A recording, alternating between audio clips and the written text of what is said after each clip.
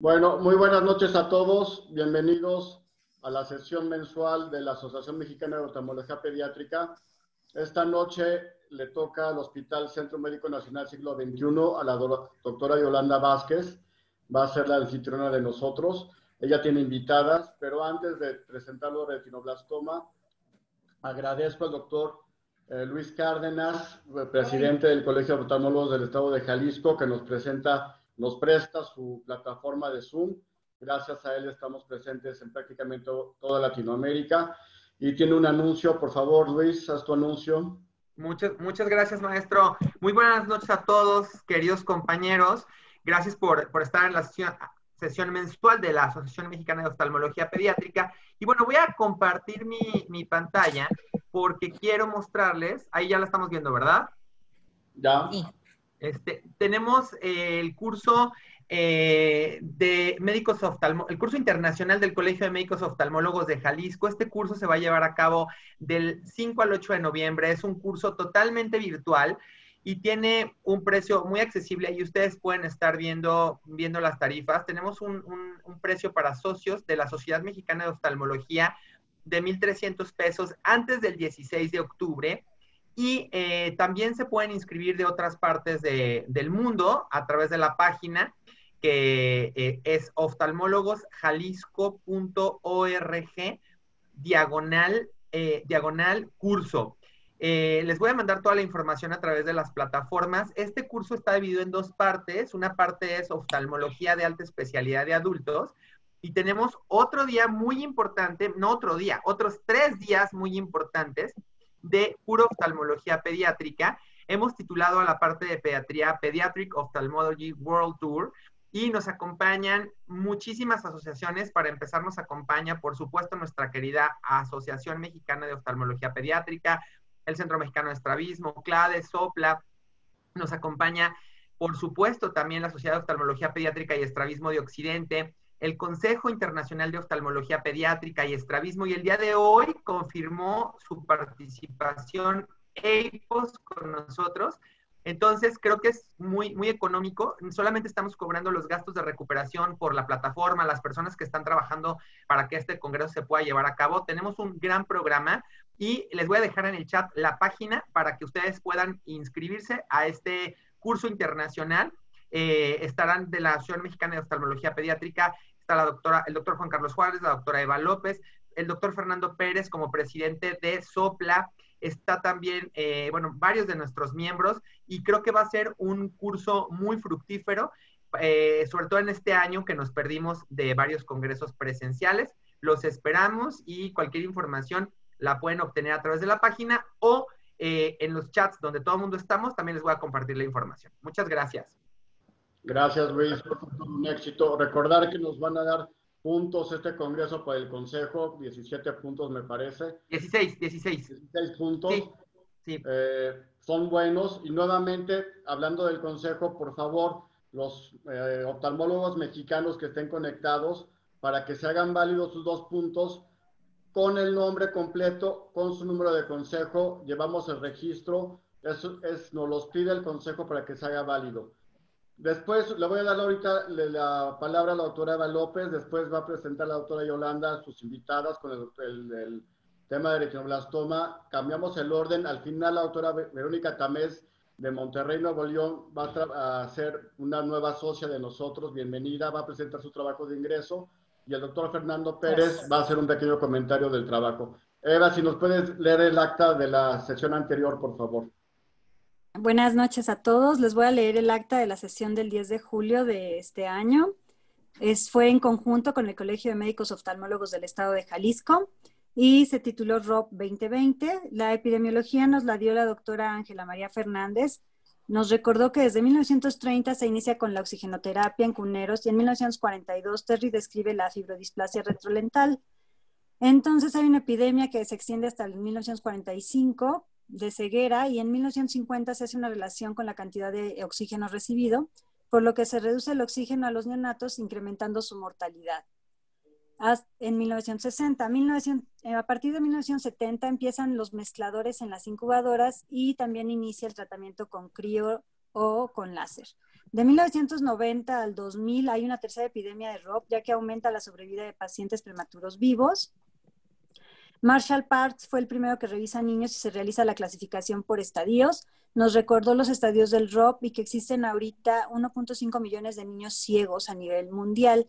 De estos, el 34% son prevenibles o tratables, que la incidencia de ceguera por ROP es del 25.9% a nivel mundial y que en países con alto ingreso la incidencia general de ROP es del 60%, que los riesgos para desarrollarlo son a menor peso, mayor riesgo y depende de las diferencias socioeconómicas como lo presentan los países en el mundo. En general hay que revisar a los pacientes con peso al nacer menor de 2 kilos, menores de 36 semanas de gestación al nacimiento, dar el seguimiento de acuerdo al estadio que se encuentre. Los cambios vasculares en ROP con angio-OCT nos lo presentó el doctor Humberto Ruiz García. Nos recordó que en la retinopatía de la prematurez es un trastorno vascular de la retina, donde hay una proliferación fibrovascular, y en el OCT se encuentran alteraciones estructurales del área foveal, con persistencia de las capas internas de la retina. En la angiografía se observa ausencia de la zona vascular foveal. El angio-OCT es un estudio no invasivo que está basado en la imagen de contraste de movimiento de flujo de eritrocitos y se realizó un estudio comparativo de pacientes con ROP, prematuros sin ROP y controles sanos. Encontró que a mayor afectación por ROP aumentaba la miopía que presentaban los pacientes. Hay una diferencia en la zona vascular foveal, un aumento de grosor macular, pero no encuentra una diferencia en el grosor coroideo. Y esto es secundario a que los pacientes prematuros hay una alteración de la vasculatura foveal y los cambios encontrados se asocian a que hay una vascularización progresiva de la zona vascular, secundaria a una expresión anormal de Villeneuve. Llegó a la conclusión de que en los pacientes con ROP que requieren tratamiento disminuye la zona vascular foveal o a los que se les da tratamiento. El doctor Fernando Pérez Pérez nos habló del estrabismo relacionado a la prematurez, nos comentó que la incidencia del ROP va del 0.7 al 25% y que en el IMO el ROP es la primera causa de ceguera infantil. Que el CRIO-ROP se hizo en menores de 1000 gramos en el 81.6% de los casos y que en el Hospital General de México habían encontrado en un estudio que el 80% tenía miopía, el 30% tenían agudezas menores a 20-200, cicatrices, estrabismo y ambliopía que podía ir del 23 al 47%, además de casos de pseudoextrabismo. Debemos dar un tratamiento adecuado a la ambliopía con refracción adecuada, la terapia de oclusión, la rehabilitación integral con estimulación temprana y el tratamiento de secuelas neurológicas. Las secuelas tienen varios factores etiológicos como son ángulo capa, tracción y ectopia macular, disminución de los campos visuales, que nos pueden dar una exotropia o una pseudoexotropia. El estrabismo en prematuro se puede deber a un estrabismo congénito, secundario a una mala visión relacionado con el ángulo capa, que podemos tener el estrabismo igual real o un pseudoestrabismo. Y bueno, también podemos tener causas como por el tratamiento de láser o por el uso de antiangiogénicos. Debemos de considerar qué le notan los padres, qué es lo que nosotros hacemos de observación, realizar una exploración completa y el estado binocular. El tratamiento del estrabismo en estos niños es el habitual y bueno, tener en cuenta el uso de la toxina botulínica. Nos presentó 2 casos clínicos, uno con una pseudoexotropia por ángulo capa, que en realidad estaba en endo, y un segundo caso con pseudoestrabismo, que estaba en ortoposición con fusión. Como conclusiones debemos de hacer un buen interrogatorio, exploración adecuada, vigilancia estrecha y tener en cuenta que no todos los estrabismos son quirúrgicos en estos casos. La doctora Mariana Martínez nos dio el tratamiento de ROP, nos habló del tratamiento de CRIO con láser y terapia antiangiogénica con sus indicaciones y efectos adversos, así como las dosis antiangiogénicos y las indicaciones para volver a ponerlos, sobre todo cuando hay recurrencia en retinas isquémicas severas, cuando regresan a oxigenoterapia o tienen sepsis. Solo hay que volver a tratar si tienen neovasos. El tratamiento quirúrgico con vitrectomía temprana se realiza con aplicación previa de antiangiogénico y bueno, en estadios 4A y 4B solo realiza corte de tracciones. En el estadio 5 utiliza una punta de radiofrecuencia para cortar fimosis capsular, realiza lensectomía y corta las membranas y esta es una cirugía de rescate. Hay pacientes con ROP del adulto, que así le llamó ella, donde existen tracciones vítreas que se tratan con vitrectomías, pueden tener DR serosos, DR gigantes y latis asociada a prematuridad. Considerar que el ROP es una enfermedad de por vida y por lo que hay que hacer revisiones frecuentes, revisar líneas de demarcación, agujeros y retinas avasculares. El doctor Luis Javier Cárdenas Lamas nos dio el tema de seguimiento visual del paciente con ROP. Actualmente hay una alta sobrevida de los prematuros extremos que tienen como secuelas de ROP nistagmos, estrabismos, ambliopías, cataratas y glaucoma. Y bueno, lo que hemos observado es que un buen desarrollo psicomotor da un excelente desarrollo visual también. El doctor nos habló de la terapia visual comportamental, donde se trata de mejorar el rendimiento y eficacia visual con ejercicios. Las alteraciones visuales nos dan un déficit de atención.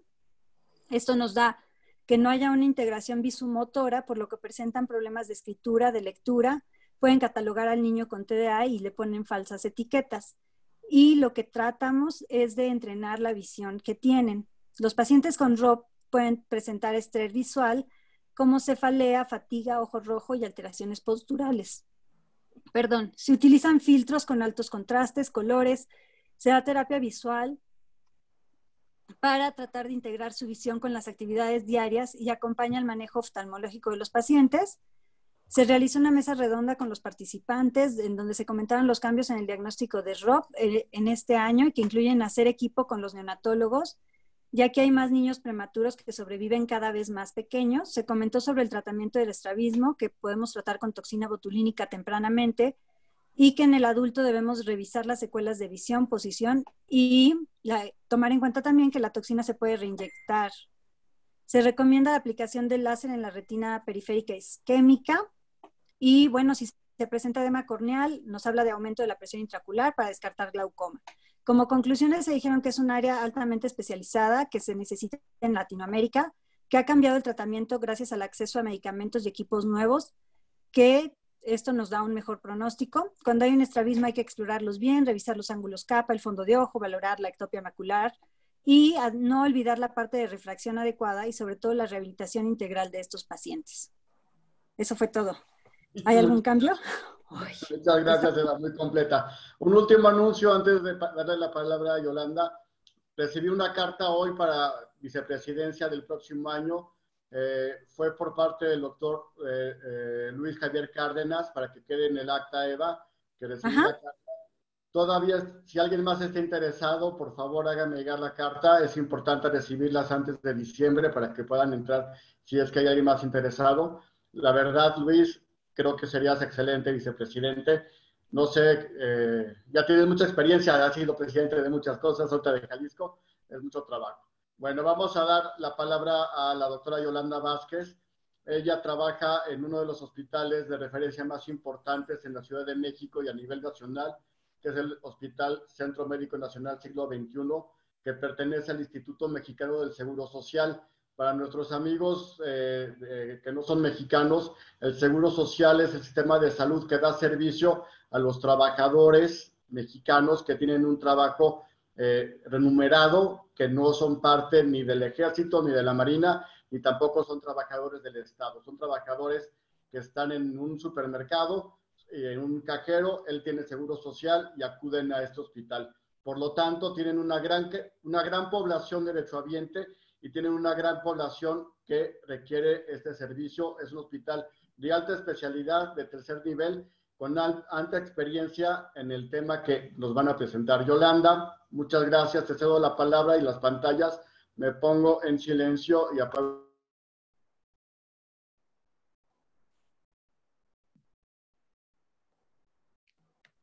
Hola, ¿me escuchan ya? Sí, adelante, te escuchamos, Yolanda. Gracias, buenas noches. Gracias a todos por acompañarnos en la sesión mensual de la Asociación Mexicana de Oftalmología Pediátrica. Esta noche está a cargo del Hospital de Pediatría del Centro Médico Nacional Siglo XXI del Instituto Mexicano del Seguro Social. Muchas gracias al doctor Juan Carlos Juárez por habernos invitado a participar. Gracias al doctor Luis Cárdenas por hacer posible la transmisión de esta sesión. Y el tema de esta noche es retinoblastoma en el siglo XXI. Quiero comenzar dándoles la bienvenida a nuestro hospital. No quiere correr la presentación. Ahí está. Esta es la entrada principal del Centro Médico Nacional Siglo XXI. Son una serie de hospitales de alta especialidad en el cual está incluido el Hospital de Pediatría. Esta es la entrada principal de nuestro hospital.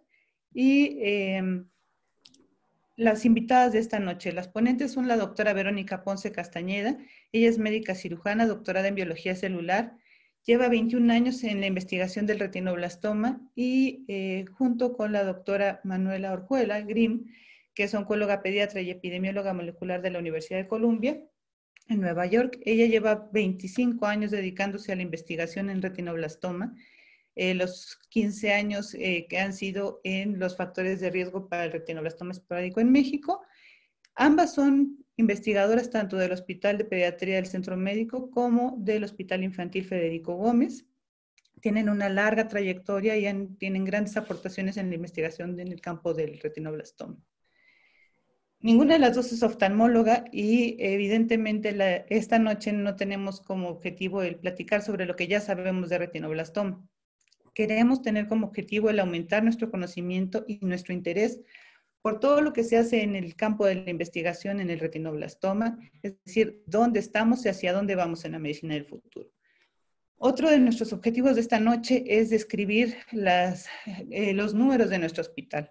Sabemos que la incidencia del retinoblastoma en México se subestima y que incluso puede ser mayor que la incidencia global. Y esto es muy importante que conozcamos los números de todos los centros que nos dedicamos a tratar retinoblastoma, justamente porque esto nos permite hacer un diagnóstico situacional, que es la base para la implementación de estrategias dirigidas. El cáncer infantil es un gran problema de salud pública. Afortunadamente representa una proporción baja. Solamente el 5% de todos los casos de cáncer ocurren en niños y de estos el retinoblastoma representa el 3%. 2/3 partes son diagnosticados antes de los 2 años de edad y el 95% de los casos serán diagnosticados en la etapa de lactantes y preescolares. Esta foto que está aquí es tomada con mi smartphone con la técnica del doctor Pedro Acevedo. En cuanto al retinoblastoma en el mundo, hay muchos autores que sugieren que la incidencia del retinoblastoma es uniforme en todas las poblaciones. Hay quienes están en contra de esto porque son múltiples los factores que determinan la presentación del retinoblastoma. Si esta regla fuera cierta de que es uniforme para todas las poblaciones, tendríamos un caso en 16,000 a 18,000 nacidos vivos. Y esto nos permitiría poder saber el número de retinoblastomas esperado por país anualmente. Esto se hace multiplicando esta tasa de incidencia por la tasa de natalidad menos la tasa de mortalidad. Esto nos da como resultado un número, que son 8,000 casos nuevos esperados cada año. El retinoblastoma va a dejar de 3,000 a 4,000 muertes anuales. El principal factor de riesgo dentro del cáncer infantil es el lugar de origen del niño, en dónde nace el niño, y este mapa lo ejemplifica perfectamente. Donde más se presenta retinoblastoma es en los países de ingresos medios, según la definición del Banco Mundial. Aquí está incluido el México, nuestro país. Y si bien es un tumor que si se detecta y se trata oportunamente puede tener tasas de sobrevida mayores al 95% en los países desarrollados, también es verdad que puede llegar hasta una tasa de sobrevida del 20% en los países de bajos ingresos como África e India. Esto se ha visto relacionado directamente tanto como el diagnóstico y el tratamiento tardío, el bajo nivel escolar de la madre, la falta de acceso a los servicios de salud y la tasa de abandono, que en América Latina va del 10 al 24%.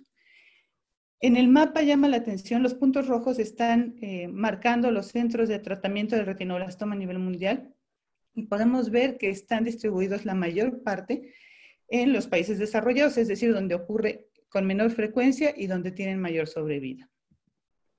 En México, dependiendo de la zona geográfica que estudiemos, vamos a tener la incidencia. Puede variar desde 4 casos a 24 casos por millón de habitantes. Estos 24 casos se están representando al sur del país, específicamente a Chiapas. Se ha comparado la incidencia de retinoblastoma en Chiapas con la de los países pobres como África e India.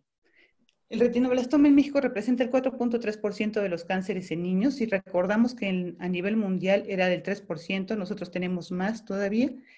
Es la segunda neoplasia en menores de 1 año, la tercera en niños de 1 a 4 años y cerca del 50% de los casos se diagnostica en etapas avanzadas. Esto va a repercutir con la sobrevida de los pacientes, ya que depende de la extensión del tumor directamente. En este mapa podemos ver que en el último censo de población que hace el INEGI en el 2015, tenemos cerca de 120 millones de habitantes en nuestro país, de los cuales en este mapa están representados por los servicios de médicos que utiliza. El IMSS atiende a la tercera parte de la población en nuestro país, muy cercano a los números que tiene la Secretaría de Salubridad y Asistencia. Esta gráfica nos muestra la incidencia de las neoplasias malignas en niños en los derechohabientes del IMSS. Es un trabajo hecho por el doctor Arturo Fajardo, quien se ha encargado de hacer el Registro Nacional de Cáncer en nuestro país, y él reporta una tasa de incidencia de 5.6 por cada 1000 niños al año en los pacientes derechohabientes del Instituto Mexicano del Seguro Social. Hasta aquí termino yo y cedo la pantalla a la doctora Manuela Orjuela para que nos hable un poco de los números de nuestro hospital y de su investigación. Gracias.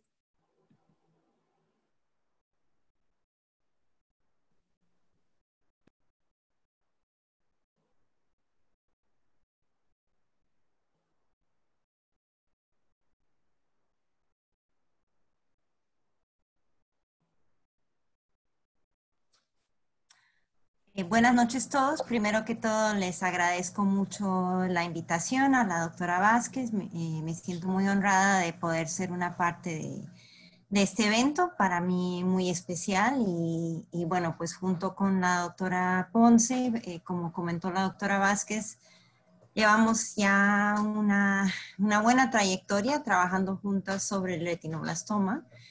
Y bueno, como oncóloga pediatra y luego posteriormente como epidemióloga molecular, pues dependemos para estudiar el retinoblastoma. Pues una de las cosas especiales del retinoblastoma es que como oncólogo viene uno a ser parte de un equipo, realmente un equipo de trabajo, y pues uno trabaja muy cercanamente con los oftalmólogos. En mi hospital está Brian Marr, que quizá algunos de ustedes han escuchado hablar de él. Y bueno, pues en realidad es un privilegio poder tener la oportunidad de estudiar esta enfermedad, y realmente para mí un privilegio poder comentarles desde mi perspectiva en la experiencia de algunos de los trozos del trabajo que hemos hecho. Y empiezo con la parte más epidemiológica y luego seguirá la doctora Ponce con una parte bastante fascinante del trabajo por donde ella lo ha llevado. Entonces, bueno, el abordaje desde la perspectiva molecular, para repasar lo que ya todos saben, es un tumor primitivo neuroectodérmico. La célula de origen todavía se debate, pero pues lo que sí es que origina en la retina. Olvidé decirles de que en general mis diapositivas van a estar en inglés. Les pido disculpas. Como todos saben, pues fue el origen de las observaciones del estadístico Al Knudson, que dio a cabo a la hipótesis y al entendimiento realmente de todo carcinogénesis. Realmente se deriva en gran parte de la observación de retinoblastoma. Como dijo la doctora, la incidencia, y bueno, pues existen varias formas. La forma que a mí me ha interesado principalmente es la forma esporádica no hereditable, aunque también hemos mirado la hereditable. Y desde la perspectiva epidemiológica, lo que es más interesante para nosotros es de que la edad mediana al diagnóstico, claro que difiere por lateralidad, pero en general la enfermedad tiene una edad mediana al diagnóstico que es bastante temprana. Y desde la perspectiva de la epidemiología, eso le permite a uno pensar en que la enfermedad se ha desarrollado en un periodo bastante corto, y para tratar de mirar los factores de riesgo es un periodo relativamente estrecho al cual uno se debe o se puede enfocar. Entonces, pues las manifestaciones de la enfermedad en general son determinadas por el gen RB1, que codifica la proteína PRB, y el funcionamiento del producto de RB1, la proteína RB, se entiende bastante bien. Lo que no se entiende tan bien es qué es lo que causa que ocurran estas mutaciones en las células retinianas, sea la célula cual sea de origen, pero los factores de riesgo para el desarrollo de esta enfermedad, aunque ahora se entienden bastante más que antes, pero de todos modos se entiende menos de la epidemiología que de ciertos aspectos de la biología molecular. Se sabe que las mutaciones ocurren en ciertos lugares, en citocinas metiladas, y que también hay alternativas a la mutación de RB1, una de las cuales puede ser metilación en el promotor, y más adelante les comento de otro que nosotros trabajamos hace muchísimo tiempo. En términos de lo que comentaba la doctora Vázquez, efectivamente para los epidemiólogos que trabajan en cáncer infantil, el retinoblastoma siempre ha sido de mucho interés justamente porque es de los pocos tumores que para nosotros tiene una variabilidad o varía geográficamente. Y lo interesante es que ahí ya se ven las diferencias entre las dos lateralidades de la enfermedad. La enfermedad bilateral no varía a nivel global. Aquí hay una serie de poblaciones que fueron descritas por un grupo de la IARC, de la OMS, el brazo de epidemiología de cáncer de la OMS, y un estadístico bastante conocido de Oxford. Y ellos describieron con esta gráfica que básicamente se ve en azul están los bilaterales, en verde los unilaterales, no varía casi el azul, el verde sí. Entonces, lo que se consideraba es que justamente hay mayor incidencia en algunas áreas económicamente más periféricas a nivel global. Quizás hay algunas condiciones ambientales que podrían contribuir a esa variabilidad en incidencia, pero la variabilidad es en los unilaterales, no en los bi. Y en Estados Unidos, ahora se sabe que hay alguna variabilidad con estado socioeconómico y hace años se vio de que parecía haber mayor incidencia entre los niños latinos. A nivel global, justamente de la IARC, de la OMS, hace poco salió la versión más actualizada a nivel global y se ve que este rojo anaranjado es retinoblastoma, y lo que llama la atención es que estas franjas anaranjadas varían entre todos estos países. Básicamente aquí va desde África, Norteamérica, aquí está Latinoamérica, y va a Asia y Europa. Y se ve que esas franjas rojo anaranjado varían en su grosor. Y estos son la probabilidad o la incidencia relativa de este tumor en comparación con otros tumores.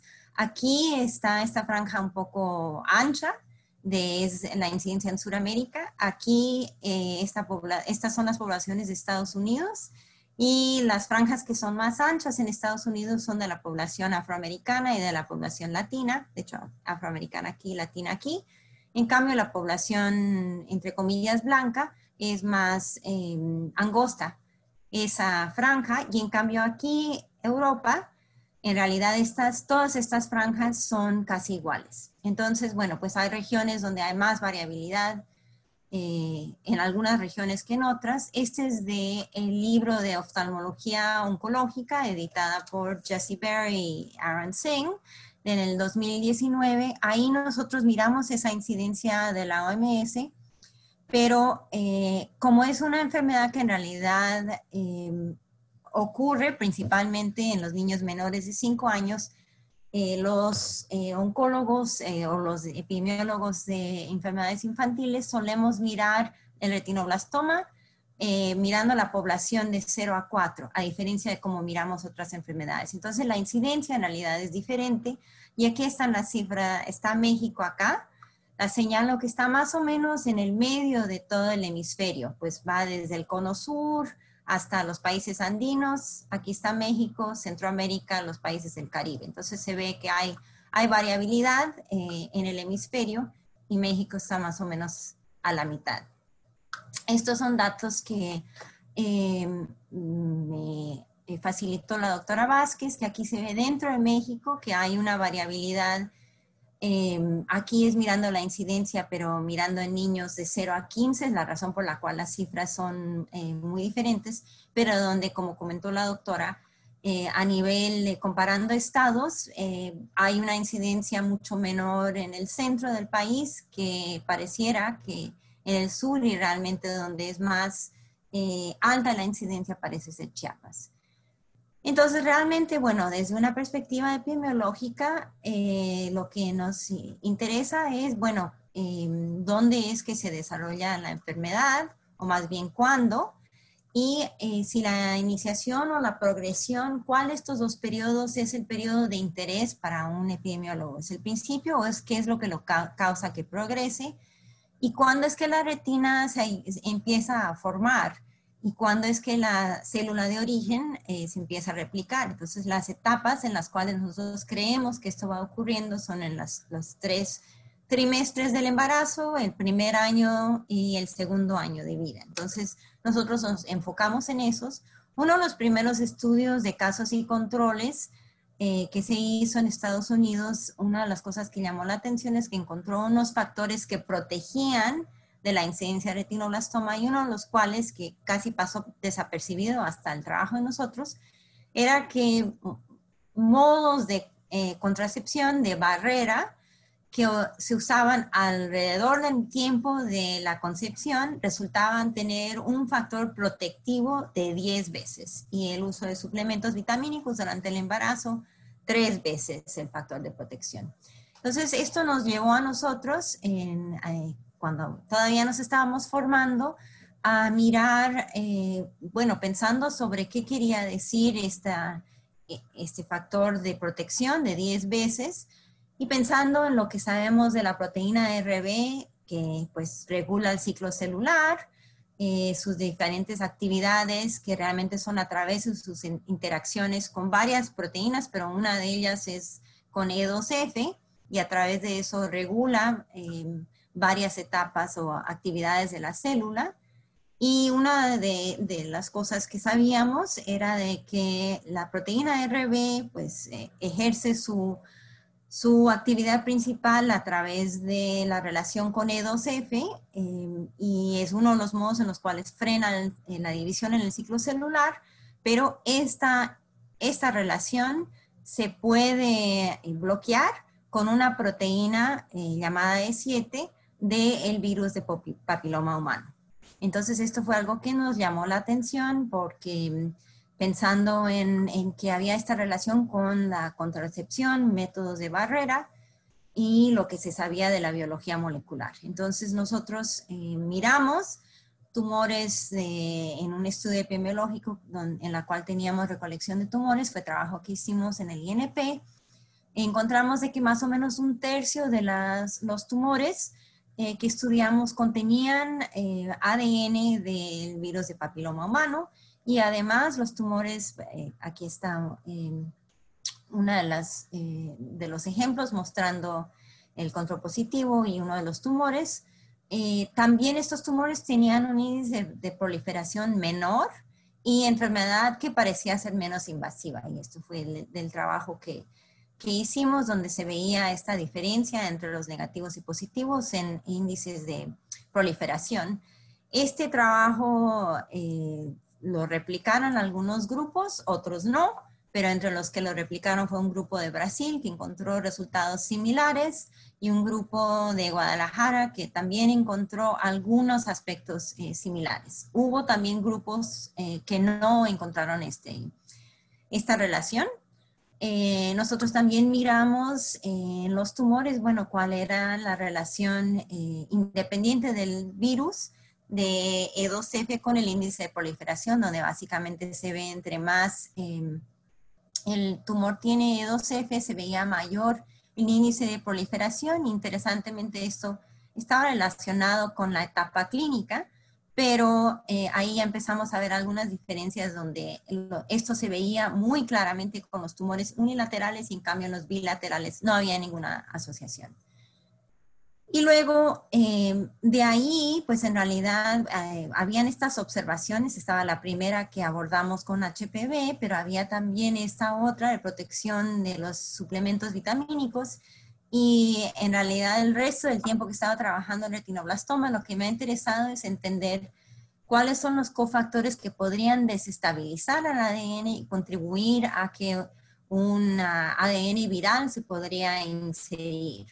Pero no me voy a enfocar en esa para el resto de la charla de hoy, solamente menciono de que nuestro trabajo en general se ha enfocado en eso y eso dio paso a que formáramos este estudio, EPI-RBMX, que básicamente recluta casos tanto del Hospital Infantil Federico Gómez como del IMSS Siglo XXI y también cuenta con una población de controles poblacionales en lo que es posible y es un estudio de epidemiología molecular bastante comprensivo, donde incluimos muestras de los papás, entrevistas de los papás, enfocándonos en el ambiente alrededor del embarazo, también un componente importante de la dieta durante el embarazo y los primeros 2 años de vida, y también hay un componente de seguir el trabajo molecular sobre los tumores, que incluye varias colaboraciones, y la doctora Ponce va a hablar mucho más acerca de ese aspecto. Y miramos también susceptibilidad a nivel de los papás, considerando que es una enfermedad que se desarrolla muy tempranamente. Entonces, pues los 2 lugares donde origina el estudio, algunas imágenes de los niños que han entrado al estudio vienen básicamente de todo el centro y sur del país. Y hemos hecho mucho trabajo de campo porque los controles se entrevistan en sus casas. Entonces me conozco el centro de la República, en las partes no turísticas. Y bueno, ha sido un trabajo para nosotros muy gratificante. Este es un esquema que hizo la doctora Ponce del número de pacientes que han entrado al estudio, en verde los de siglo XXI, en gris los del infantil. Más o menos un 20% de los casos han venido de siglo XXI. Y vienen de varios estados de la República, que tiene que ver con los patrones de referido dentro del hospital. Aquí se refiere a los niños del IMSS, entonces se ve que predomina la Ciudad de México, Querétaro,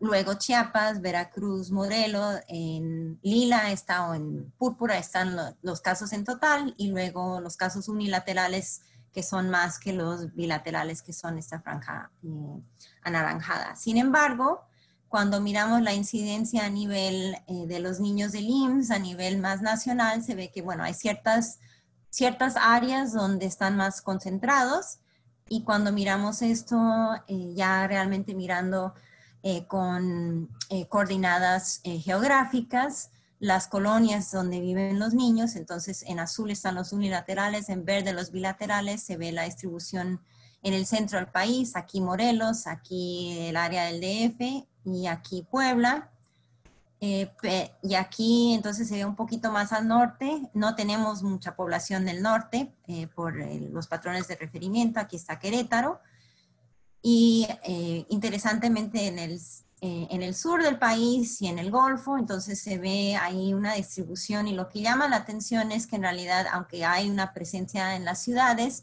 también está bastante distribuido en áreas que son más alejadas de las ciudades, y eso va a regresar en la siguiente parte que voy a comentar. Entonces, el estudio, como mencioné antes, es bastante amplio, pero dentro de las cosas que miramos, gracias a la colaboración que tenemos tan estrecha con los oftalmólogos y los oncólogos de las instituciones, pues entonces también tenemos la oportunidad de tener información acerca del estado clínico. Entonces, una de las cosas que miramos teníamos la oportunidad de realmente mirar la detección temprana. Ha habido mucho interés, sobre todo del lado de oftalmólogos, de saber si se puede hacer tamizaje para el retinoblastoma para poder disminuir la morbilidad y la mortalidad y maximizar la posibilidad de conservar ojos y bajar la mortalidad. Y se considera que la enfermedad en regiones menos industrializadas tiene mayor proporción de enfermedad avanzada en el momento de diagnóstico, y esto podría ser porque los niños tardan más en obtener el diagnóstico adecuado. Entonces, dado que esto se consideraba, pues algunos grupos han mirado la demora en diagnóstico como un factor pronóstico, perdón, estoy tratando de, como factor pronóstico para la morbilidad y la mortalidad. Entonces nosotros miramos esto aprovechando los datos de nuestro estudio, que tenemos datos en realidad muy extensos acerca del ambiente durante la niñez temprana y el embarazo, y pudimos mirar la demora del diagnóstico y cuál era la relación que eso tenía con qué tan avanzada es la enfermedad en el momento de diagnóstico, mirando la demora definida por desde el momento en el cual los papás primero se dieron cuenta de un síntoma hasta el momento en el cual ya tienen el diagnóstico. Y lo que encontramos es que en realidad uno de los factores determinantes es la educación materna, curiosamente para la enfermedad más avanzada. Y en cambio encontramos de que para los casos bilaterales, pues la demora en diagnóstico sí influye en cuán tan avanzada es la enfermedad para estadio oncológico, pero no para el estadio oftalmológico, o sea, de cuánto del ojo está involucrado, cuál es la probabilidad de poder salvar el ojo, la vista. No hay una relación con la demora del diagnóstico. Pero entonces para el estadio oncológico, o sea, para la vida del niño, ahí sí hay una relación muy importante entre la demora, cuán tan largo la demora y la probabilidad de tener enfermedad más avanzada. Pero interesantemente, para la enfermedad unilateral, que son 2/3 a 3/4 de los casos, la educación materna tiene una influencia muy fuerte, una asociación muy fuerte con cuán tan avanzada es la enfermedad oncológica, pero y para los dos tipos de estadio oncológicos, pero en cambio, lo que no tiene es la demora en el diagnóstico no tiene ningún impacto sobre el estadio en la enfermedad unilateral. Entonces, cuando miramos, tratando de entender los factores maternos y la sobrevida, entonces se ve que en realidad la educación materna, en los casos unilaterales, es lo que básicamente determina la sobrevida de los niños unilaterales, no la demora en el diagnóstico. Entonces, después de ajustar mutuamente, la demora no impacta ni cuán tan avanzada es la enfermedad en el momento de diagnóstico, ni tampoco la sobrevida. En cambio, para los bilaterales sí importa muchísimo la demora en el diagnóstico, tanto para la sobrevida como para cuán tan avanzada es la enfermedad. Aquí hay unas gráficas que muestran para los bilaterales hay una diferencia, aunque no llega a ser, o llega a ser únicamente poco significativo, pero sí llega a ser significativo. Entre los unilaterales hay una diferencia entre los que tenían una demora en el diagnóstico. Esta es la demora en el diagnóstico más corto y la más larga, mirando la mediana, pero esta diferencia es apenas del 84 al 89% la probabilidad de sobrevida y no es significativa. En cambio, la diferencia en los bilaterales sí es bastante más marcado, desde un 95% a un 80%, y ahí sí hay una diferencia ligeramente significativa. Entonces, básicamente en los casos bilaterales, la demora en el diagnóstico predice la etapa de diagnóstico para la enfermedad extraocular, digamos, la enfermedad con los estadios oncológicos. Los unilaterales, en cambio, la demora en el diagnóstico no predice nada. Y parece que indicadores de pobreza alrededor del embarazo son características también de la casa que no pude repasar en ese momento por cuestiones de tiempo, pero también son bastante importantes. Pero hay esta diferencia entre los unilaterales y los bilaterales en términos de factores que parecen gobernar cuánto progresa la enfermedad, su extensión más allá de la retina, y nos sugiere que podría haber una heterogeneidad biológica que subyace estas diferencias, que las dos enfermedades, por más que suelen ser muy similares, no son lo mismo. Entonces, bueno, pues esto podría tener implicaciones también para las estrategias de tamizaje en términos de lo que nosotros encontramos.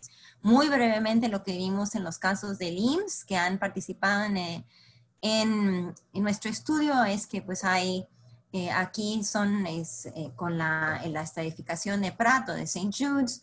Pueden ver, es bastante heterogéneo, pues la estadificación básicamente predominan los niños con los diferentes tipos de estadio 2, aunque lo que más se ve son estadio 2B, o sea que está el nervio tomado, pero no hasta el margen quirúrgico, ni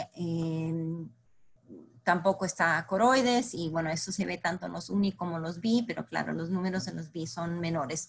Pero también hay una distribución de etapas 3 y 4, pero sí, pues se ve que está todo el gama de todos los estadios.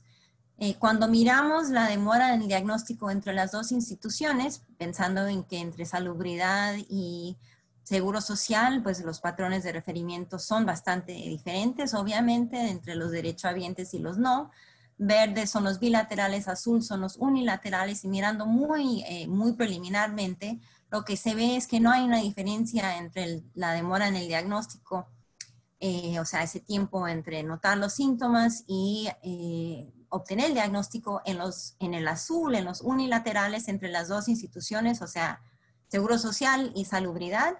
No hay ninguna diferencia, pero interesantemente, en los casos bilaterales, donde sabemos que esa demora en diagnóstico sí impacta tanto la sobrevida como el estadio, hay una diferencia importante en el Seguro Social, es más corto, parece ser muy significativo, pero esto es sin ajustar por otros factores.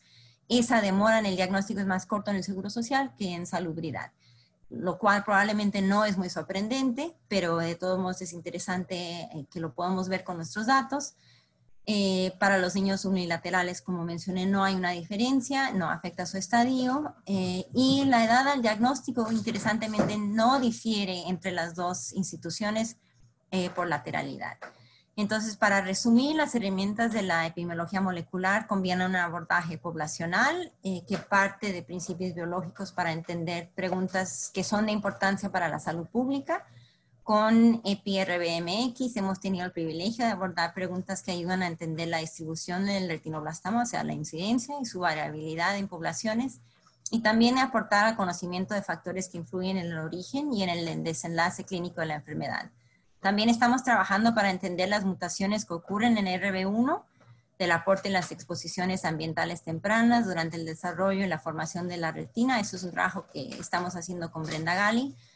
Estos abordajes son posibles por la estrecha colaboración de equipos multidisciplinarios, y bueno, aquí algunas imágenes de nuestros equipos, las doctoras del IMSS en etapa de COVID, las dos cofundadores de EpiRBMX, la doctora Lourdes Cabrera del infantil, patóloga del infantil, la doctora Ponce, que va a hablar a continuación, otra del equipo de oftalmología de siglo XXI del Hospital de Pediatría, del laboratorio de la doctora Ponce, del infantil, de salud pública, que también han participado siempre en este trabajo, de otros colaboradores en Tufts, del doctor Marco Ramírez, del infantil, del equipo de Nueva York con el doctor Marco de visita, la doctora Brenda Gali, y bueno, les doy las gracias y le paso la palabra a la doctora Ponce.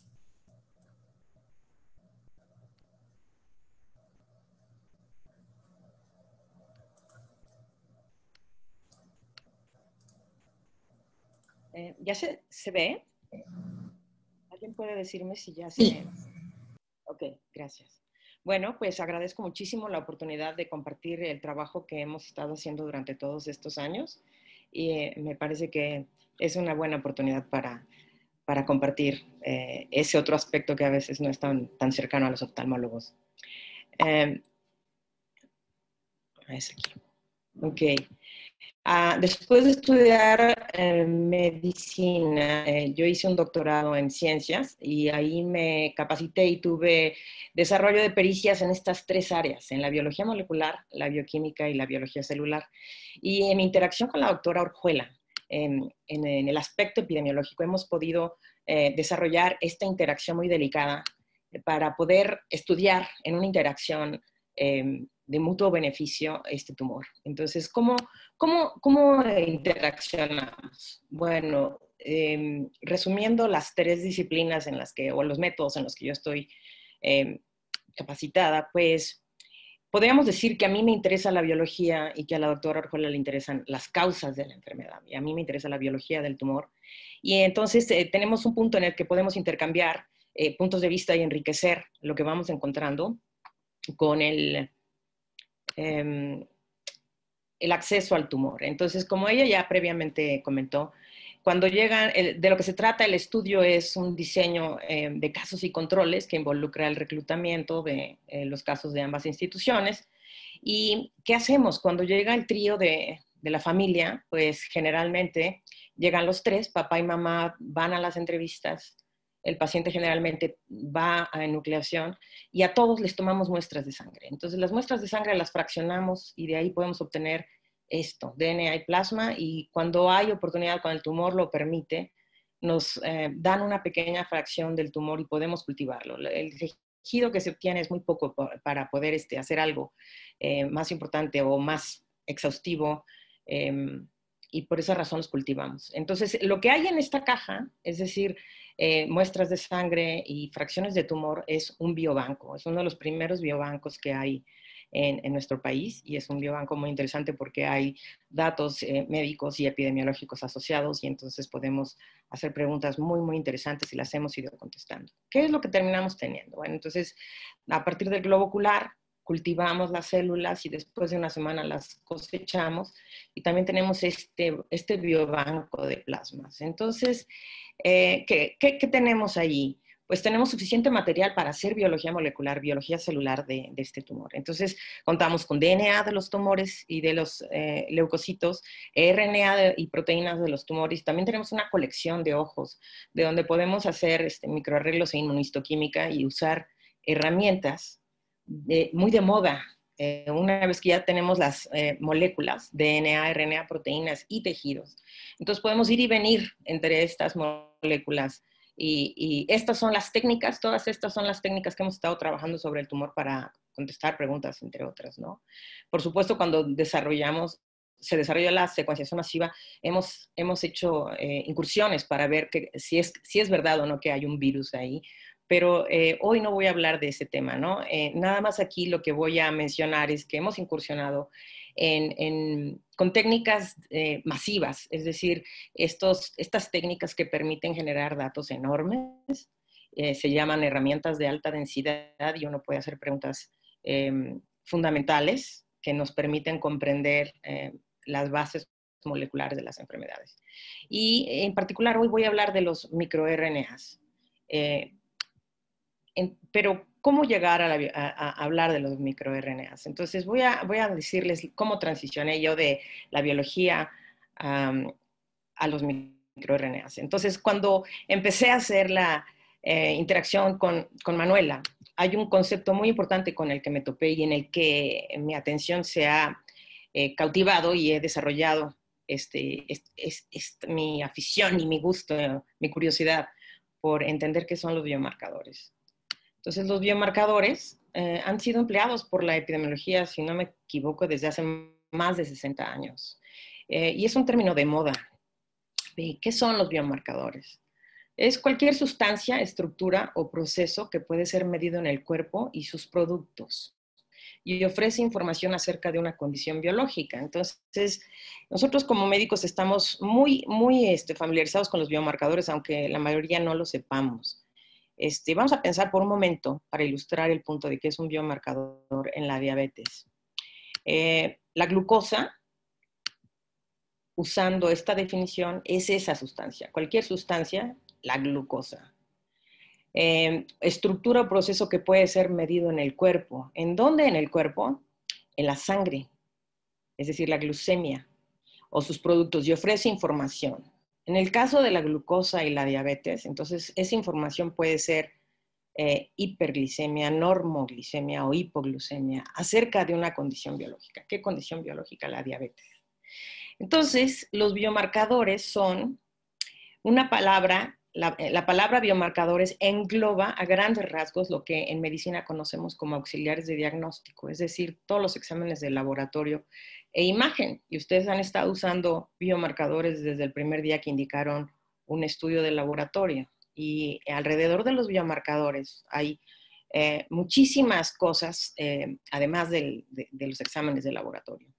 Los biomarcadores son un término que desde mi punto de vista se ha visto usado más recientemente como una herramienta para facilitar la comunicación entre los médicos y los no médicos, los investigadores biomédicos, biólogos, químicos, etcétera, para comprender qué significan esas herramientas de apoyo al diagnóstico y a otras cosas como van a ver. Me gusta ilustrar el punto y voy a pasar un momentito en esto porque hice ayer esta búsqueda en el PubMed, puse la palabra biomarcadores y si ustedes se dan cuenta, arroja 913,000 resultados. Y esta es una línea del tiempo que indica cómo ha ido aumentando el número de trabajos hablando de biomarcadores. Y aquí, por ejemplo, vemos que en 1984, cuando se detonó la exponencial de la curva, hubo ese año 1996 artículos. Y miren cuántos artículos hubo el año pasado, 67,000. Entonces, eso les va a dar una idea por qué los biomarcadores son tan importantes. Los biomarcadores además tienen apellido, digamos. Los biomarcadores pueden ser epidemiológicos, que son los que más le interesan a la doctora Orjuela, y son biomarcadores de riesgo o de exposición. No en nuestro caso, pero también hay biomarcadores de sobrevivencia y forman parte de los epidemiológicos, ¿no? Pero también hay biomarcadores accionables. Esos son los que los médicos usamos. Los biomarcadores accionables pueden ser de diagnóstico, de pronóstico, de respuesta a tratamiento, de respuestas tóxicas, de riesgo a desarrollar metástasis, etcétera, y mueven una industria entera, industrias millonarias, porque imagínense ustedes lo que va implícito, ¿no? Entonces, los biomarcadores que a mí me interesan son los accionables, es decir, los que le permiten al médico tomar decisiones a favor del paciente. No es nada más la información biológica, sino aquellos que dicen suficiente información de una condición como para tomar decisiones. Y el desarrollo de biomarcadores no está totalmente andado. No hay una ruta que diga uno por aquí, se identifican y se desarrollan los biomarcadores. Lo que sí sabemos es que siempre están asociados a las enfermedades y se mueven con la enfermedad, ¿no? Y ahí es donde entra mi interés por los microRNAs. Los microRNAs como biomarcadores de mínima invasión. Estos elementos junto con los exosomas de las microvesículas es lo que en los últimos años se conoce como la biopsia líquida. Pero vamos a hablar un poquito de los microRNAs para entender esto de la biopsia líquida. Los microRNAs se descubrieron en 1993 estudiando un gusano, un modelo que es este gusano, le hicieron un protocolo de mutagénesis y vieron un fenotipo extraordinario y tardaron mucho tiempo en identificar cuál era el elemento genético. Y dieron con que era un RNA pequeñito, de nada más 20 o 25 nucleótidos, y resulta que son reguladores negativos de la expresión genética, son moléculas complementarias a la región 3' del RNA mensajero, y el mecanismo por el cual apagan los genes, la represión, es a través de la represión de síntesis de proteínas. Hoy en día, o sea, hace 30 años de investigación, la voy a resumir en esta diapositiva, sabemos que los microRNAs regulan a la baja, es decir, apagan genes del 60% del genoma. Y están involucrados en procesos de proliferación, de diferenciación, de apoptosis, y básicamente modulan rutas de señalización. En humanos hay aproximadamente 2.500 miRNAs conocidos y se estima que no hay muchos más. Es tan importante esta especie molecular que a los investigadores que descubrieron y caracterizaron estas moléculas, ameritaron que les dieran el premio Nobel hace unos pocos años. ¿Qué tienen los microRNAs? Resulta que además de que están adentro de las células, andan en todos los líquidos corporales. Muy importante es que cambian su expresión en respuesta a tratamientos o estímulos. Se pueden identificar por métodos de biología molecular. Son muy estables en tejidos de formalina, y lo que es increíble es que son estables en sangre periférica y otros líquidos extracelulares. Estos atributos los hacen potenciales biomarcadores, y hay como una carrera para encontrar y definir la potencial utilidad que estos biomarcadores tienen. Además, en el campo del cáncer, se ha encontrado que en tejidos tumorales los microRNAs pueden clasificar mejor los tumores a nivel molecular que otros como los mensajeros. Si nosotros imaginamos aquí, esta columna lo que tiene son los 3000 microRNAs y cada fila, y cada columna es un tumor. Tumor, todos los que están aquí amarillos, rojos todos los que están acá, son normales. Y si ustedes ven, ahí sí, cuando se meten todos estos datos en unas herramientas que se llaman análisis de agrupamiento jerárquico no supervisado, lo que terminaron viendo y pronto fue que los perfiles de microRNAs pueden agrupar diferentes tipos de tumores.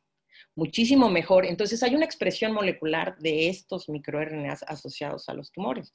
Y la otra pieza de información que a nosotros nos llamó muchísimo la atención es que se encontraron también en otros trabajos la presencia de los microRNAs en plasma y la consideración de que había perfiles de los tumores que se podían identificar en la sangre. Entonces, la posibilidad de monitorear o de estudiar los perfiles del tumor primario en la sangre, pues es muy prometedora, porque podría dar lugar eventualmente a eso, al desarrollo de la biopsia líquida y la identificación de tumores y de quizá muchas otras cosas.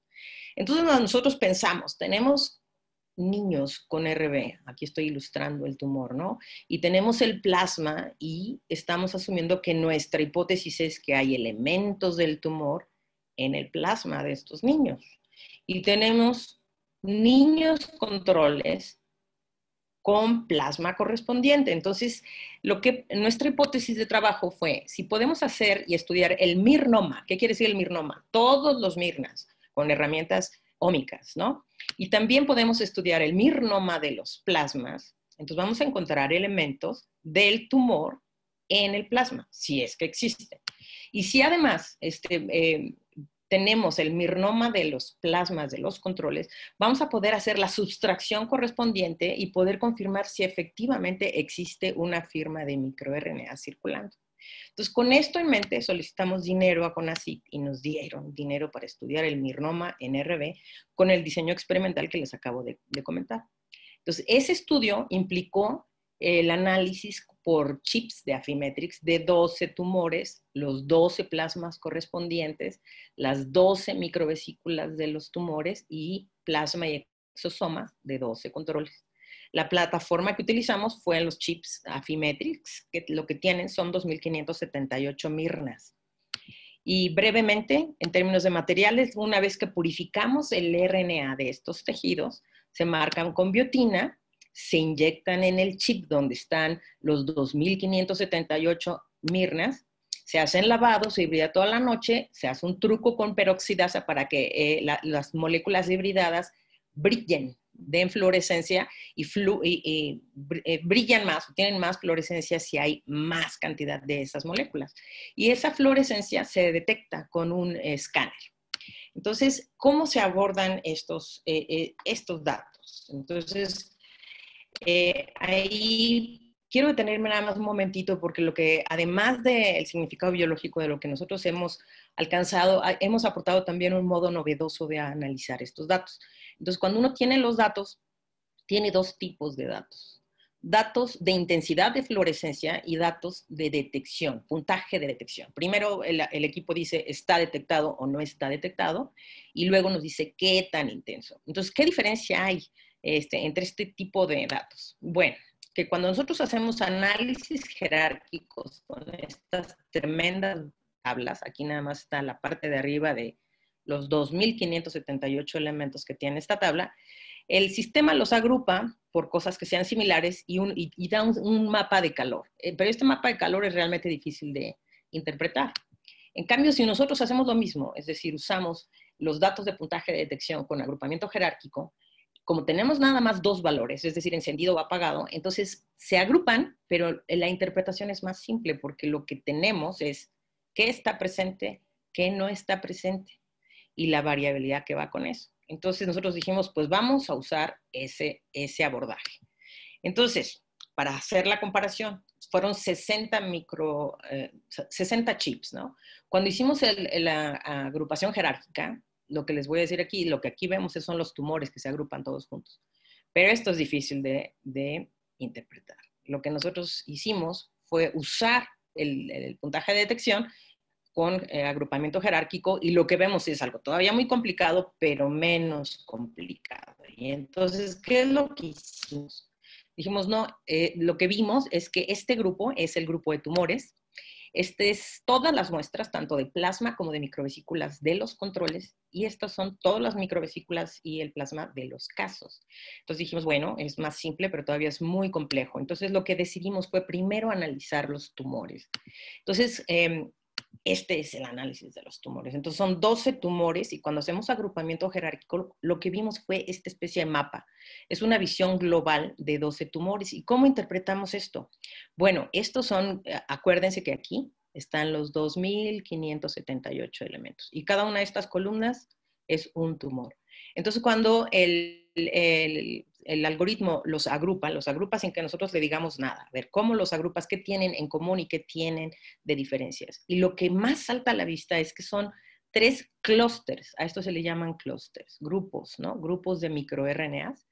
P le llamamos P de presente, porque están presentes en casi todos, y tienen anidado un clúster de 142 microRNAs que todos los tumores comparten. Entonces, desde el punto de vista biológico, a nosotros nos llamó muchísimo la atención, porque nosotros sabemos que todos estos tumores, aunque son heterogéneos, pues son retinoblastomas. Entonces, esa variabilidad la podemos también ubicar acá. Molecularmente tenemos un clúster de genes mucho más variables que los que vemos acá. El clúster B está compuesto por 1022 elementos. También hay un clúster A de ausente, que son 993 mirnas, que están compartidos por todas las muestras. Pero por supuesto, a nosotros nos llamó la atención estos 142. ¿Qué hay ahí? ¿Quiénes son esos 142? ¿A qué nivel están expresados? ¿Y en qué procesos biológicos están involucrados? Entonces, lo que hicimos fue, pues, bueno, voy a poner ahí que ese trabajo nos valió una publicación, y lo que hicimos entonces fue sacar esos 142 y los graficamos. Y entonces, como pueden ver, muchos de ellos están muy a la alta. La escala completa va de 0 a 12. Y estos son ya los datos de expresión. Ya dejamos a un lado los datos de detección, y aquí podemos ver que efectivamente ahí están muy a la alta, ¿no? La escala va de 0 a 9 aquí, y acá 12.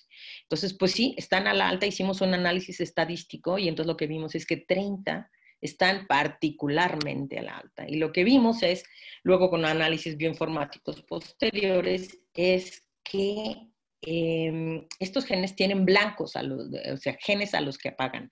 Y estos genes apagados son muchos, pero los que más nos llamaron la atención es que son capaces de apagar 48 genes supresores de tumores, incluyendo retinoblastoma. Entonces, este panel son los 48 genes supresores de tumores, y el código de color nos dice en qué proceso biológico están involucrados. Y si ustedes ven aquí, dice apoptosis, proliferación, angiogénesis, diferenciación, señales antiproliferativas y metástasis. Entonces, son los hallmarks del cáncer, que le llaman, ¿no? Piedras angulares, los procesos biológicos que todo cáncer debe subvertir para desarrollar el cáncer. Entonces, quiere decir que este core, esta médula de 30 mirnas, apagan la expresión de 48 genes supresores de tumores involucrados en procesos biológicos que se alteran en cáncer.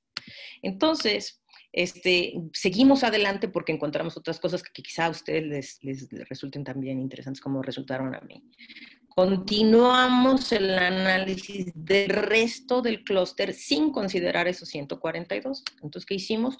Tomamos ahora los valores de expresión, que son valores continuos, e hicimos análisis jerárquico. Y la sorpresa es que el dendrograma está aquí arriba, no se ve bien, pero lo amplificamos acá, y la sorpresa fue que estableció 2 grandes ramas. Y como en retinoblastoma hay muchas cosas duales, la lateralidad, pero también el sexo, etcétera. Entonces sobrepusimos esas cosas para ver si coincidían con algo, y la sorpresa es que todos estos casos corresponden a niños, y todos estos, salvo un caso, son niñas. Entonces, ¿qué interpretamos ahí? Bueno, pues que en esa variabilidad lo que hay son procesos, apostamos, dijimos, a lo mejor son procesos del desarrollo. ¿Y qué es existen 30 mirnas diferenciales por sexo? Y lo que hicimos fue buscar cuáles son los procesos biológicos en los que están involucrados.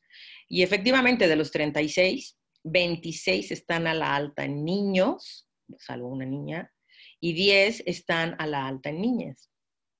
Y estos Mirnas tienen blancos genes, y esos genes están involucrados, pues nada más ni nada menos que en rutas metabólicas involucradas de estrógenos, de tiroides, es decir, relacionados con la regulación hormonal y del desarrollo.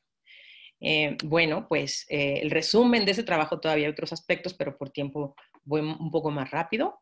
Entonces, el resumen es que en el análisis del tumor lo que encontramos pues, fue la anatomía del mirnoma, una maquinaria central de 142 elementos, flanqueado por 419 elementos que están involucrados, entre otras cosas, en la variabilidad biológica relacionada con el sexo. Y tenemos aquí la heterogeneidad tumoral. Nosotros sabemos que hay tumores que no responden o que sí responden a la quimio. Lo más probable es que se encuentren aquí, pero nuestra N es muy pequeña y no pudimos encontrar procesos biológicos, pero pensamos que si este grupo lo aumentáramos, pues entonces podríamos dar con los procesos biológicos involucrados con heterogeneidad de muchas índoles que sabemos que existen. Bueno, eso fue el tumor. Y pues el siguiente grupo era estudiar el plasma y las microvesículas, la biopsia líquida propiamente. Ese trabajo también ha meritado la publicación, y para tratar de contestar las preguntas que originalmente nos hicimos, pues entonces lo que hicimos fue hacer primero un agrupamiento jerárquico de casos, dejamos fuera los controles, y cuando el algoritmo agrupó las muestras, agrupó con mucha claridad todos los tumores y casi todos los plasmas y casi todas las microvesículas. Pero lo más importante es que en este lugar, aquí donde está esta flecha, hay 18 elementos comunes en todas las muestras, que son todas las muestras, tumores, plasmas y exosomas. Entonces, eso quiere decir que hay elementos efectivamente que están en el tumor y que también están circulando en el plasma y que también están en las microvesículas o exosomas. Entonces, esto nos animó a seguir analizando y hacer la comparación con los controles. Pero lo que hicimos fue, para tratar de simplificar la complejidad, es tomar nada más por especie. Es decir, aquí tomamos todos los plasmas de los casos y los analizamos, y así nos fuimos grupo por grupo. Entonces, cuando hicimos análisis supervisado de los plasmas, tenemos pues un mapa más simple. Sabemos que la sangre y el plasma es más simple que un grupo de células. Y lo interesante también es que lo hicimos con los controles, y ¿qué encontramos? Anidados dentro de un clúster de variables, 28 mirnas que comparten todos y cada uno de los casos de retinoblastoma, y también encontramos 13, pero 13 contra 28 en los controles. Entonces la pregunta es, ¿cuántas de esos mirnas comparten y cuáles son distintos? Entonces lo que hicimos fue hacer diagramas de los 28 compartidos en el plasma de casos, los comparamos con los 13 compartidos en los plasmas de controles. ¿Y qué encontramos? Encontramos que ambos grupos tienen 9 mirnas que comparten, 4 son exclusivos de controles y 19 son exclusivos de retinoblastoma. ¿Y qué hicimos con estos 19? Pues entonces lo que hicimos fue ver cuántos de esos 19 elementos se comparten con ese core medular que les conté del mirnoma del tumor. Y lo que vimos es que 14 de estos elementos, 19, están también a la alta en el core de 142. Hay también 5 elementos que están y que comparten todos los niños con retinoblastoma que no están en el tumor. Entonces, podríamos decir que probablemente estos 5 mirnas tienen que ver con parte de la biología de la respuesta del tumor, pero que no provienen del tumor. Ahora, hicimos lo mismo con las microvesículas o exosomas, ¿no? Entonces, aquí están los casos, agrupamiento jerárquico, y encontramos un clúster de 36. Acá lo mismo, con controles, y aquí los números no son tan distintos. Aquí hay 36 y aquí hay 30. Hicimos el mismo ejercicio, entonces 36 en casos, 30 en controles sanos, comparten la inmensa mayoría, comparten 23. Y digamos que la firma o los mirnas que son exclusivos y que están en todos los casos con retinoblastoma son 13. Hicimos el mismo ejercicio, comparar los 13 contra el core o la médula de los 142 y 8 8 son compartidos, 5 son distintos. Y luego dijimos, bueno, ¿qué también discriminan los casos y los controles? Entonces, aquí está la firma de 19, está un poco borrosa, pero todos los casos tienen la firma, efectivamente. Y así se ve los 19 en los controles. Entonces, no hay un solo control que tenga los 19. Esta concepción, que es una concepción bioinformática, se acerca un poquito a la concepción con la que estamos más familiarizados los médicos, que es sensibilidad y especificidad. Sensibilidad, porque no tenemos la especificidad todavía. Pero bueno, ahorita voy a comentar un poquito más. Y esta es la firma que hay en microvesículas. La firma que hay en microvesículas, aunque todos los casos los tienen, tiene un problema. Tenemos 2 controles que tienen el perfil de casos. Entonces, la firma que distingue niños con retinoblastoma de niños sanos o sin cáncer está en el plasma, no está en las microvesículas. Y quizá ese es el hallazgo más importante de nuestro trabajo en este momento. Y estos son los niveles de expresión, la firma de 19 y la firma de 13. Entonces, la firma de 13 es una firma prometedora con la cual creemos que podemos trabajar más adelante, pero todavía tenemos obstáculos que resolver. Aquí está la firma de 19, más clarita. Y con esto, algo más que hicimos fue agrupar todas las niñas, sin importar si eran niños o niñas. Los puse en rosa un poco para recordar eso. Y también encontramos un pequeño clúster. Cuando hicimos todos los niños, también encontramos, pero son mucho más pequeños. Y lo que vimos fue que son 14 compartidos por todas las niñas, 13 en los niños, y cuando hacemos el cruce con diagramas de Venn, nos quedamos con que hay 5 Mirnas asociados a todas las niñas y 4 Mirnas que se asocian a todos los niños. 9 están compartidos por todos. Y cuando vimos los procesos biológicos en los cuales están involucrados, pues vimos también mucha coherencia biológica. En el caso de los niños son genes involucrados en la biosíntesis de esteroides. Y en el caso de las niñas son Mirnas asociados a genes involucrados en las rutas de hormonas tiroideas y estrógenos. Entonces, ¿cuál es el resumen? Identificamos una firma de 19 Mirnas en retinoblastoma en plasma, 5 Mirnas exclusivos en niñas, 4 Mirnas exclusivos en niños, todo esto en plasma. Determinamos también el tamaño del mirnoma circulante en términos de cuántos se pueden detectar.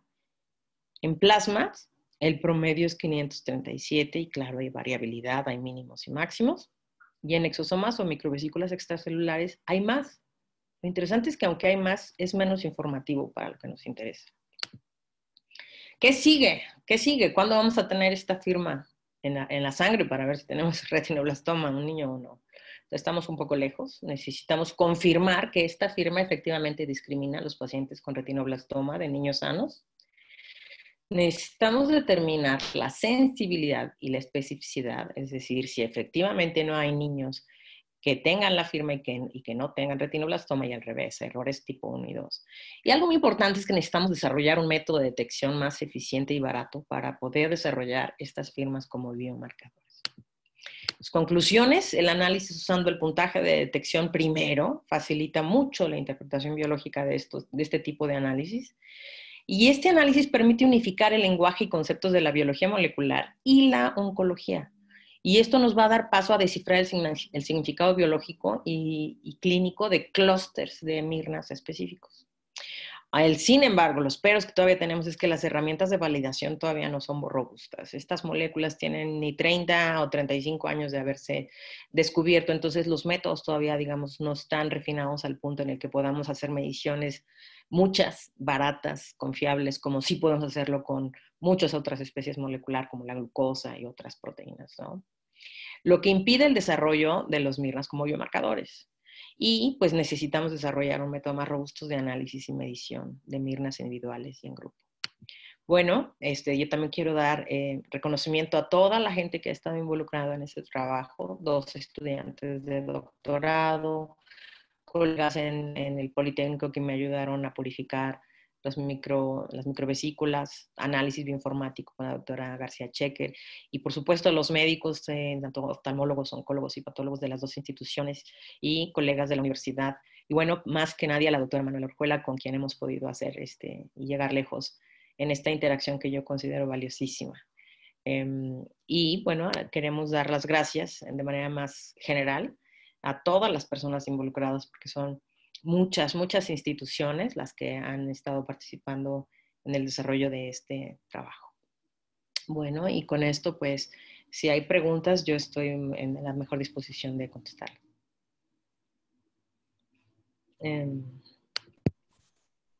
Yolanda, te doy la palabra. Felicidades a las dos, excelente. Yolanda, abre tu micrófono Sí, ya. muchas gracias. ¿Ya me escuchan? No te escuchamos, Yolanda. Bueno, Yo sí ¿me te escucho. escuchan? ¿Ya? Sí, te escuchas, adelante.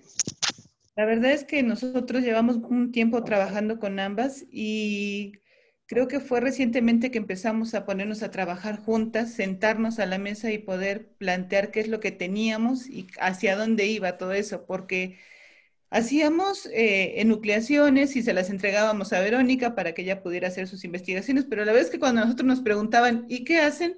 No sabíamos mucho. Entonces, cuando empezamos a ver todo esto de la sesión, Verónica se sentó junto con Manuela, nos explicaron, y entonces fue un panorama completamente diferente el que teníamos sobre el retinoblastoma. Y parte de toda esta explicación que nos dieron, desmenuzada, porque realmente es complejo para entender, nos está enseñando que tal vez podamos tener en un futuro, suena un poco descabellado todavía, como dice Verónica, pero un tamiz neonatal. Ella no habló de eso, pero es del comportamiento de los tumores, sobre si son unilaterales o bilaterales, también existe cierta firma en ellos. Entonces, todo eso de alguna manera es parte de lo que viene para el futuro y ya se está haciendo. Es caro, pero finalmente en algún momento esperemos que eso sea factible. No sé si alguien tenga alguna duda. Sé Sí, que hay una pregunta aquí para la doctora Manuela en el chat, que si el virus del papiloma humano es un factor de riesgo para presentar retinoblastoma. Manuela. No lo sabemos, o sea, realmente nosotros encontramos las partículas virales, la historia es bastante compleja y como mencioné, pues hay grupos que lo han encontrado y grupos que no. Y realmente biológicamente pareciera que podría tener un papel, pero quizá, o sea, por lo menos la proteína E7 del virus, pero en realidad creo que no sabemos todavía cuál es la relación que hay entre el virus, si la hay, y la formación del tumor. Si pareciera que en algunos casos, como encontramos más o menos un tercio, parece haber esa relación, pero yo creo que todavía no se ha terminado de determinar. Una posibilidad es que podría ser, la doctora Ponce puede comentar más acerca de esto, quizás puede ser partículas virales, pero podría no ser necesariamente un virus de papiloma humano. La otra posibilidad es de que hay cofactores que permiten la inserción de ADN viral, que podría ser de papiloma humano, pero que básicamente lo importante es pensar en alternativas a factores que pueden impedir que la proteína RB funcione, que básicamente es el modelo que postulábamos, y pueden haber otros factores que pueden estar contribuyendo a que un virus pueda inserirse o ADN viral podría inserirse en un momento clave del desarrollo de la retina. Entonces, básicamente es para decir no sabemos, pero hay cierta plausibilidad biológica. De acuerdo. Hay otra pregunta aquí en el chat. Me imagino que... Perdón, pero solo quisiera sugerir que terminara de contestar la doctora Ponce, porque creo que es en realidad una pregunta para los dos. Estamos incursionando en la secuenciación masiva. Lo que pudimos hacer es clonar los fragmentos de amplificación por PCR y son fragmentos extraños porque las secuencias virales están solamente en los iniciadores y el interior del segmento de DNA es DNA humano. Entonces no podemos confirmar que es virus de papiloma, pero cuando se desarrollaron las estrategias nuevas de secuenciación masivas, pues lo primero que hicimos fue brincar y tratar de aplicar la técnica, pero pues son técnicas muy nuevas en las que no anticipamos, por ejemplo, entre otras cosas, las capacidades de cómputo, y nuestras primeras incursiones no tuvieron la cobertura como para decirlo, ¿no? Entonces hemos aprovechado y hemos hecho secuenciación profunda, ultra profunda, con cientos de millones de lecturas para poder hacer la cobertura del genoma total en 2 casos. Y lo que sí podemos decir es que tenemos muchísimas lecturas, mucho DNA que no codifica para nada conocido. ¿Qué hay detrás de estas cientos de miles de lecturas que no son nada conocido? Bueno, nosotros pensamos que pueden ser DNAs artefactos, secuencias de artefactos de la técnica, pero también podrían ser mensajeros de un virus desconocido. Ahora, el desafío para demostrar eso no es trivial, es muchísimo trabajo, pero estamos puestos sobre eso y pues pronto podremos decir qué es. Lo que sí sabemos es que no es virus de papiloma porque nuestros controles nos permitieron inclusive ensamblar los genes que están de virus de papiloma en los controles positivos, que son DNA y RNA de tumores con virus de HPV. Entonces, la moneda sigue en el aire. ¿Es o no es un virus?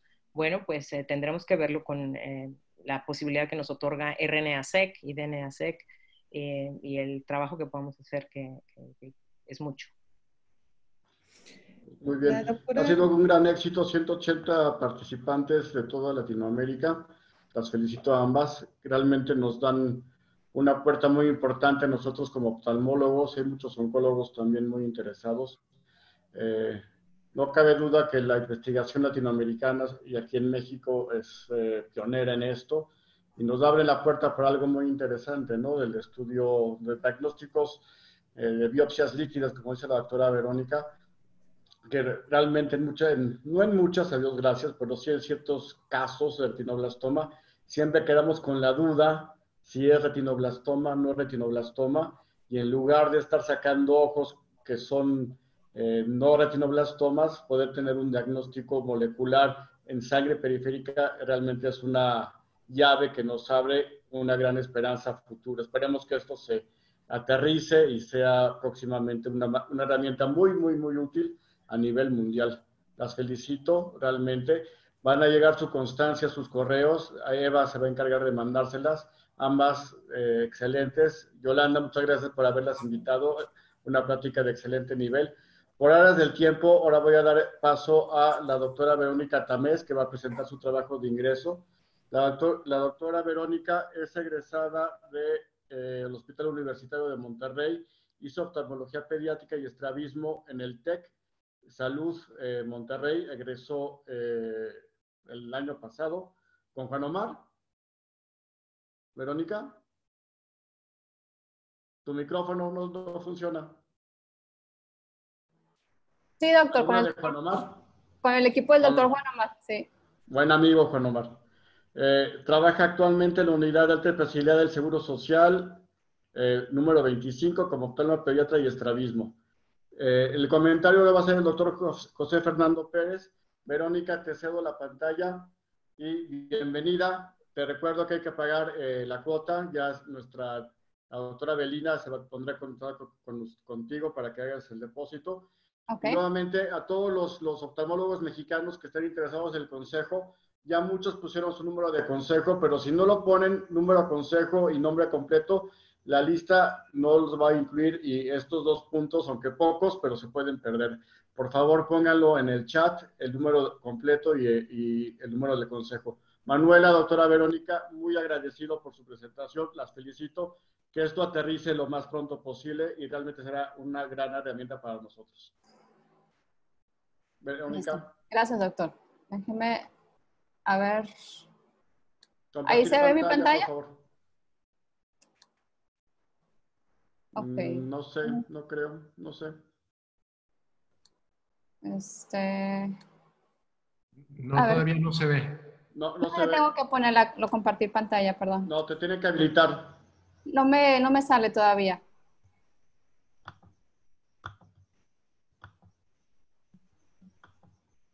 Deja hablar con los de... A ver, doctora, hay que compartir tu pantalla. Doctora Verónica, nada más comparte tu pantalla. Pero ¿en dónde le pico para compartirla? Digo, ya tengo aquí Abajo, la presentación. share screen, ahí. Ok. Compartir pantalla abajo. Digo, tengo la parte de participantes, chat. Ah, ya lo vi. Aquí estoy. Ya. Listo. Ok. Abre tu presentación Acá está. y ponla en presentación.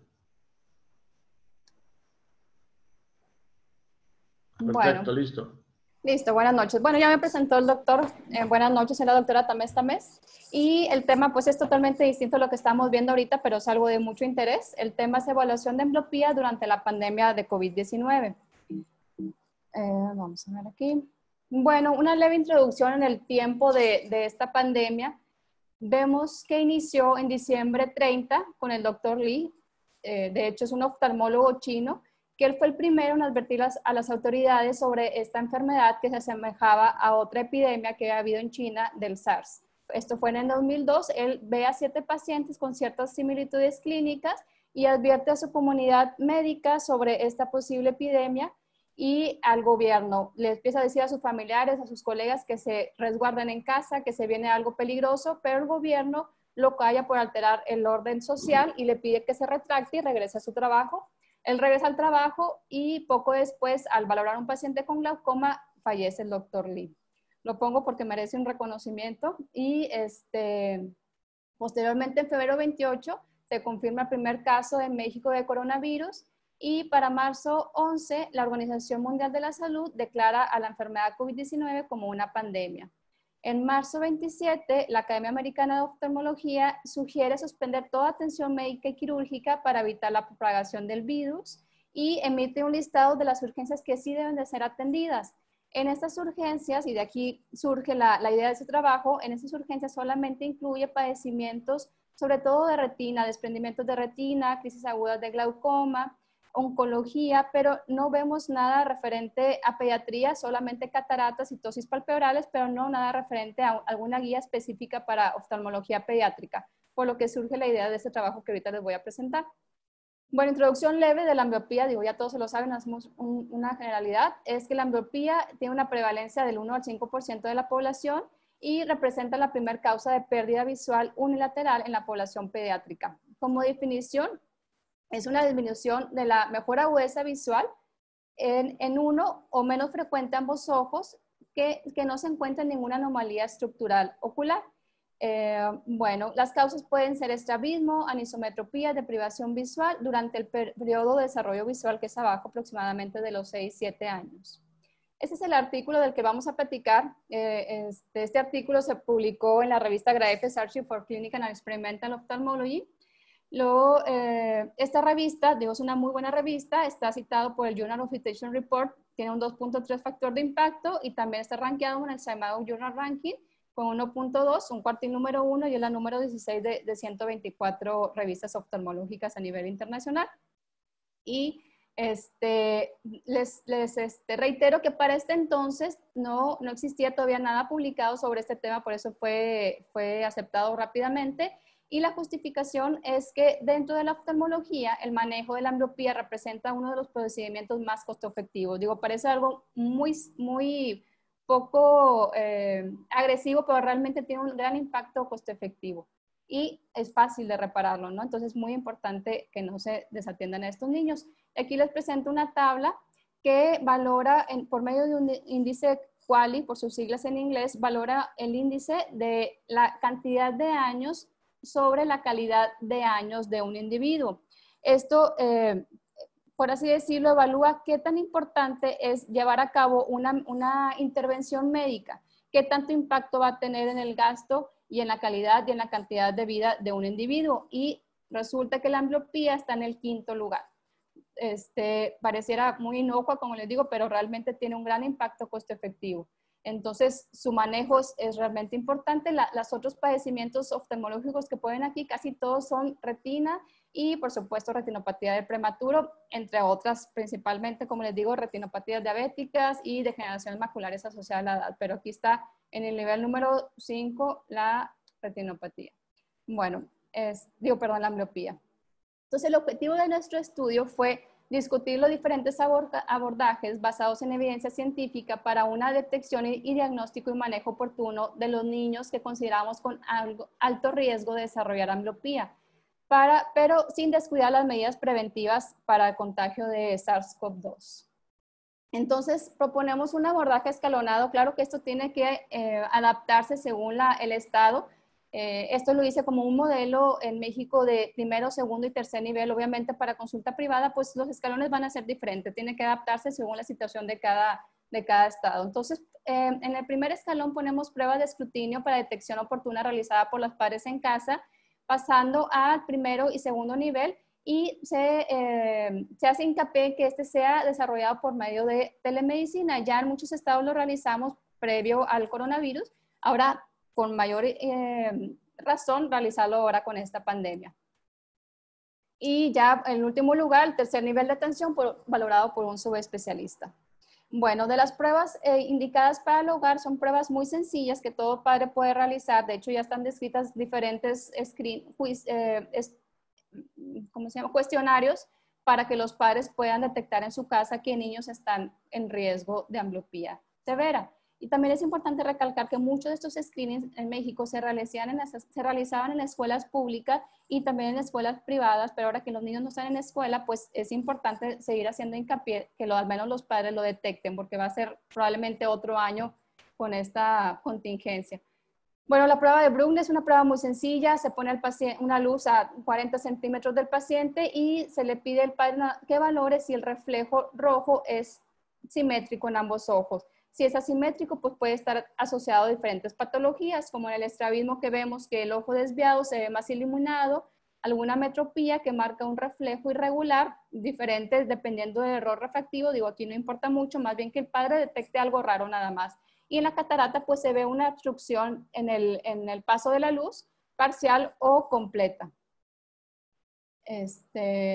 Otra prueba de detección en casa, más bien esto es solo exploración, es que noten que el niño cierra un ojo, guiña un ojo o se talla un ojo, que note que el paciente cuando pierde atención se nota más, así lo describen siempre los pacientes, como que un ojo se va, como si no estuviera viendo, o que la parte blanca del ojo se nota más que en el otro ojo. Estamos hablando de un estrabismo.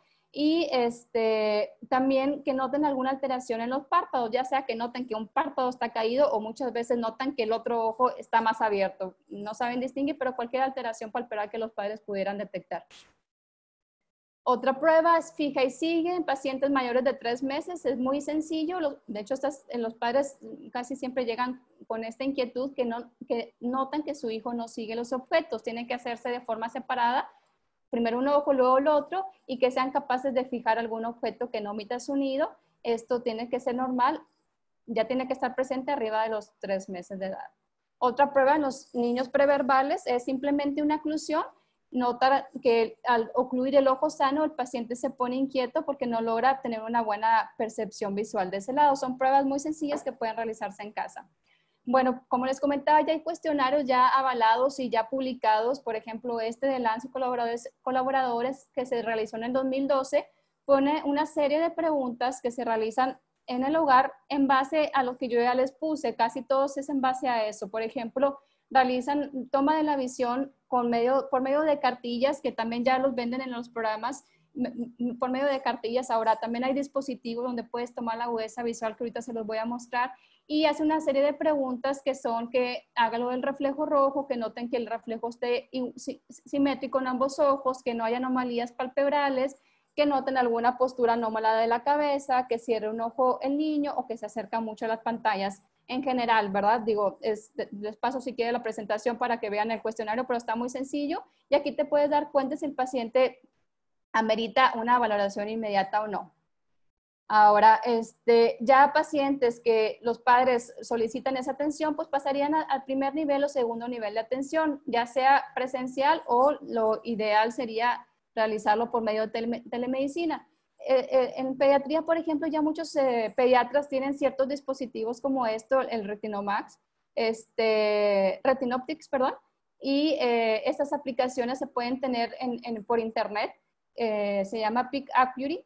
Entonces ya está diseñado el tamaño de la letra con cierta distancia en metros para que los papás puedan tomar la agudeza visual o algún colega médico de alguna otra especialidad o oftalmólogo general. Entonces, en general son cámaras y dispositivos y el médico de primer contacto realiza las pruebas y las envía al oftalmólogo para poder realizar un diagnóstico oportuno idealmente el oftalmólogo debería ser quien determinara qué pacientes van a tercer nivel para así evitar las conglomeraciones en las clínicas de tercer nivel. Bueno, dentro de las manejos que pueden tener los pacientes por medio de telemedicina son estos 3 diagnósticos. El primero de deprivación visual, esto ya lo hacemos muchos con los dispositivos, con el puro celular y una toma de foto, pero también hay cámaras digitales de campo amplio. Entonces, en pacientes de nacimiento se puede tomar una simple fotografía y puede diagnosticar padecimientos de catarata, patologías en la retina, alteraciones en el nervio óptico, alguna hemorragia y algo más interno por medio de estas cámaras y están ligados a un programa que hace un algoritmo y detecta a los pacientes con alto riesgo o una simple fotografía, ¿verdad? Error refractivo salió en una revista en el 2019, se llama Journal of Medical Internal Research, en el que realizan una web para detectar errores refractivos y agudeza visual desde el internet, desde la web. Y esto se hizo un comparativo con el subjetivo realizado por optómetra y salió que no había diferencia significativa. Esta puede ser una buena herramienta que, bueno, apenas está empezando todo eso, todavía no está tan bien descrito, pero lo dejo como opción. Y pues en estrabismo tenemos que desde tiempos, por ejemplo, Helveston desde hace unos 20 años ya describe la telemedicina. De hecho, en su libro de Manamesh Surgical Strabismus, él tiene todo un capítulo de telemedicina y te pone cosas sencillas para que tú las registres y puedas hacer un abordaje por medio de telemedicina a un tercer nivel. Este es un resumen, es un algoritmo que realizamos nosotros para resumir todo lo que les presenté ahorita. Entonces son las pruebas realizadas en casa, que puse reflejo rojo, fija y sigue, que cierre un ojo o se lo talle, que haya algo que obstruya el eje visual o que la agudeza visual salga alterada en cualquiera de los ojos o ambos ojos. Entonces si sale con cierto, si por ejemplo el reflejo rojo pues no está presente, pues es un paciente con un alto riesgo de ambliopía severa. Si el paciente no sigue y fija, es alto riesgo. Si el paciente cierra un ojo al estar viéndolo lejos o cuando hay mucha iluminación, es riesgo de ambliopía. Alguna obstrucción, riesgo alto de ambliopía. Entonces se pasa al nivel de atención médica ya directa o por medio de telemedicina y se pueden hacer estas 3 cosas en el siguiente nivel, que es evaluar la deprivación visual, como ya se los presenté, por medio de imágenes o en webs, herramientas web, smartphone o por cámaras de alta resolución para valorar el estrabismo. Y ya estos referirlos a tercer nivel según así se sugiera. Digo, todo esto puede ser dinámico y cabe aclarar que este artículo se escribió cuando la Academia Americana pidió que se cerrara por completo la consulta de oftalmología, ¿verdad? Ahorita pues hay que adaptarnos a lo de ahorita. Bueno, otras situaciones, no englobe todas las patologías, pero por ejemplo algún nistagmo, estrabismo súbito, pues necesita atención inmediata. Ya eso se va valorando en cada situación. Bueno, ¿y qué hay de nuevo ahorita? Les digo, en ese entonces no había nada publicado, pero ahorita ya lo hay. Ya hay diferentes colegas que han hecho otros estudios, por ejemplo, esto está muy interesante, que oftalmólogos pediatras, oftalmólogos especialistas en estrabismo, neurooftalmología, realizó ciertas prácticas, ciertas guías para saber cómo llevar a cabo nuestra consulta. Esto ya es dentro de la consulta. Lo mío era previo a la consulta para evitar conglomeraciones. Eso ya dentro de la consulta. Ya ellos justifican su trabajo diciendo que es más riesgo de contagiarse con un niño, con un adulto, y los motivos son a grandes rasgos porque el niño no usa máscara por lo común, es difícil que la traiga bien puesta. los niños no cumplen protocolos de distanciamiento correctos, casi siempre va más de un acompañante. Algo muy importante es el llanto. Los niños sueltan muchos aerosoles durante la consulta, son consultas más prolongadas y nuestros procedimientos casi siempre, bueno, todos los procedimientos ocupan sedación o anestesia general y hay más riesgo de contagio por los aerosoles. Entonces sugieren ciertas guías para evitar esto y sugieren, por ejemplo, a grandes rasgos que solamente vaya un familiar, cerrar las áreas de juego, lavarse las manos. Y en cuanto a la examinación, pues ya sugieren que el niño use cubrebocas a partir de más de 2 años de edad y que evitar todas las exploraciones que hagan contacto con el ojo. Una exploración física, por ejemplo, pues en lugar de un oclusor que sea mejor con un Kleenex o algo desechable, los prismas pues que estén bien lavados. En general, evitar el contacto con los ojos. Y en cuanto a la práctica quirúrgica, ellos sugieren que a todo paciente se le realice un estudio de biometría hemática, una radiografía y, sí, en la medida de lo posible, ¿verdad? Lo que haya en el hospital o pruebas de coronavirus. Esto se sugiere realizar 3 días antes del procedimiento quirúrgico, no haber estado en contacto con pacientes positivos 14 días previos al procedimiento. En general, ¿verdad? Porque ya sale de nuestro estudio, pero esto ya dentro de la exploración del paciente, de la consulta. Esto fue lo que publicaron estos doctores. Y ya hay también estudios para saber cómo manejar la telemedicina. Se hicieron guías tanto para el médico como el paciente. Muchos no estamos acostumbrados a este tipo de medicina. Entonces hicieron ciertas guías de cómo elaborar la consulta, cómo se llena el consentimiento previo a la consulta, qué herramientas debe tener el paciente ya descargadas. Ya es todo un sistema que se está llevando a cabo en Estados Unidos y aquí en Monterrey, al menos en el Hospital Materno Infantil, llevamos mucho la telemedicina y ahora con esto de la contingencia, pues aún más, ¿verdad? Y también hay publicaciones ya sobre el impacto que tuvo económico en los oftalmólogos pediatras esta contingencia. Bueno, ¿y dónde estamos ubicados ahora referente al coronavirus? Para el día de hoy, 14 de agosto, hay más de 20 millones de casos confirmados y 750,000 muertes a nivel mundial. Y México, desgraciadamente, ocupa el 3er nivel mundial, tanto de casos confirmados como de muertes. Después de Estados Unidos y Brasil, somos el 3er lugar con 505,000 casos confirmados. Y de este porcentaje, el 17,581 son casos confirmados en pacientes de 0 a 19 años de edad, que 1,545 han requerido una hospitalización y de estos el 12% de los hospitalizados han fallecido. Entonces, no es como muchos creen que a los niños no les da. Sí les da, el problema aquí que pocos son sintomáticos, pero sí lo transmiten. Más bien, esta restricción de consulta es para cuidarnos nosotros los médicos, no tanto a los niños, porque ellos generalmente no les sucede nada, pero sí transmiten la enfermedad. Y aún quedan 3,891 casos sospechosos de personas de 0 a 19 años que faltan ser confirmados. Y las recomendaciones actuales, ya está un poquito más laxa la recomendación de la Academia Americana, ya recomienda atención a pacientes prioritarios, no necesariamente solo urgencias, pero bueno, estas medidas son en países que se lleva a cabo todas las medidas necesarias para la transmisión del SARS. En México es muy distinto todo esto, entonces creo que todavía no se debe dejar la guardia en cuanto a las medidas de seguridad. Y en caso de requerir intervención quirúrgica o anestesia general, el paciente debe haber estado sin síntomas ni contactos con algún caso confirmado o que haya tenido algún contacto con algún caso durante los últimos 14 días y, como les comenté, se recomienda realizar la prueba PCR para su detección. De hecho, ya, por ejemplo, Valente y colaboradores también demostraron que pacientes asintomáticos tienen partículas virales del SARS-CoV-2 como les digo, pacientes asintomáticos y sintomáticos. Por eso los niños se ven muy inocuos, pero pueden transmitir la enfermedad y con el llanto, pues ahí van todas las partículas que puedan transmitir. Y en conclusión, pues probablemente no había tantas recomendaciones en aquel entonces cuando se hizo la publicación, ya que pues no pensábamos que esto fuera a durar tanto. Pero bueno, ya han transcurrido 7 meses del primer caso confirmado y mientras en otros países ya ha bajado el índice de contagiados y mortalidad, en México no. En México no tenemos todavía un pronóstico bien alentador, por lo que no hay que bajar la guardia. Y debido a la alta morbilidad de la ambliopía, como ya se los presenté, no podemos descuidar este tipo de pacientes pediátricos pero tomando las medidas necesarias para no contagiarnos.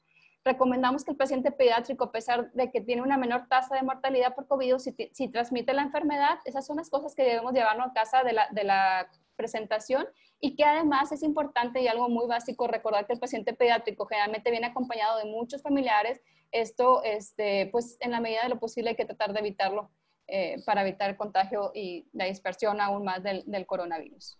Y es todo, mi plática es muy corta, no sé si tengan alguna duda. Verónica, muchas gracias. Le doy la palabra al doctor Fernando Pérez. Por favor, Fernando. Sí, si dejas de compartir la pantalla, Verónica, por favor. Sí, doctora, pues déjame... ¿Busco dónde?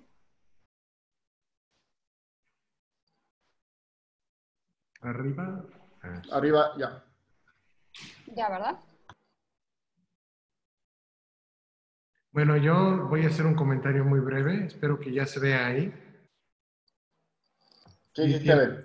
Tienen mi imagen, ¿verdad? Bueno, sí. Comentario muy breve porque yo creo que ya estamos todos cansados porque ya se prolongó esto. Entonces, primero que nada, pues les agradezco que me hayan invitado a hacer el comentario de un trabajo de ingreso. Siempre es muy interesante poder hacer este tipo de comentarios y aportar un poco a los trabajos que se presentan, ¿no? En segundo, pues darle la bienvenida a Verónica aquí a la Asociación Mexicana de Oftalmología Pediátrica y agradecerle que me haya mandado su trabajo con tiempo para poderlo revisar. Entonces, yo básicamente voy a comentar algunos puntos que se me hicieron importantes en cuanto al trabajo. Sabemos que el paciente que tiene algún problema, tanto de riesgo potencial de ambliopía, pues es un paciente que va a significar un problema a futuro, ¿no? Como ya lo mencionó Verónica, es un paciente que si no se hace un diagnóstico adecuado, pues es un problema que va a durar durante mucho tiempo, ¿no?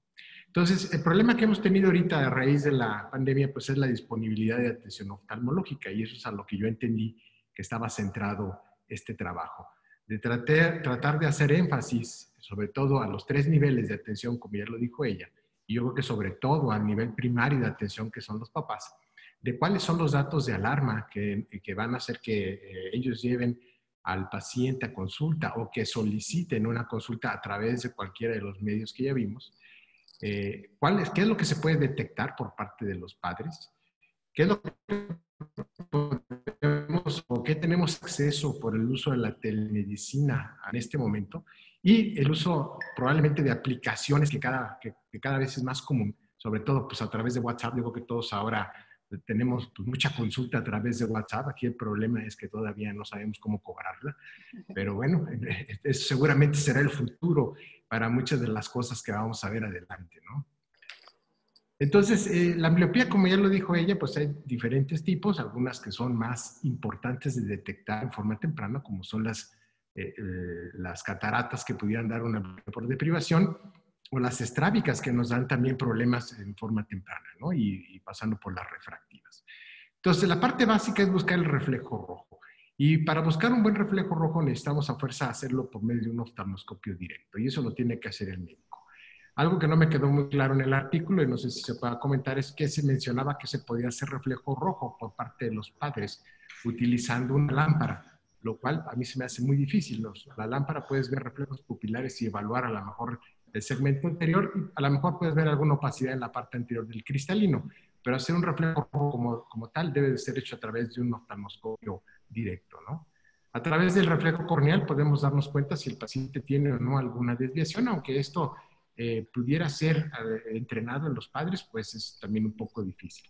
Algo que nos ha dado mucha utilidad es el uso de los teléfonos, porque a través de una fotografía podemos diagnosticar, ahí sí, la alteración en el reflejo de fondo, y no solamente las leucocorias clásicas del paciente con retinoblastoma. Ven ustedes estos 2 niños. El primero tiene el reflejo desplazado hacia arriba, es un paciente hipermétrope de 8 o 9 dioptrías, y el segundo es un paciente miope de -8, con secuelas de retinopatía del prematuro. Entonces, esto con una simple fotografía utilizando el flash del teléfono común y corriente, esto sin lo manda el paciente, podemos ver que existe una evidente alteración en el reflejo de fondo y hacer diagnósticos incluso de qué es lo que tiene el paciente, ¿no? Y ya nos vamos avanzando con lo que ya hay mucho, que son el uso de refractores portátiles, cámaras portátiles, y eso ya más enfocado al uso de telemedicina, por gente a lo mejor en primero y segundo nivel para poder ser evaluada por un experto. Obviamente cuando hablamos de estrabismo el video tiene que ser clave porque no podemos hacer diagnósticos nada más por medio de foto, ¿no? Y la parte clínica, pues todo esto que ya lo mencionó Verónica, cualquier alteración a nivel de la inspección o del patrón de seguimiento del reflejo pupilar, del reflejo de difusión, que todos se pueden explorar de forma muy básica, pues hay que referir al paciente.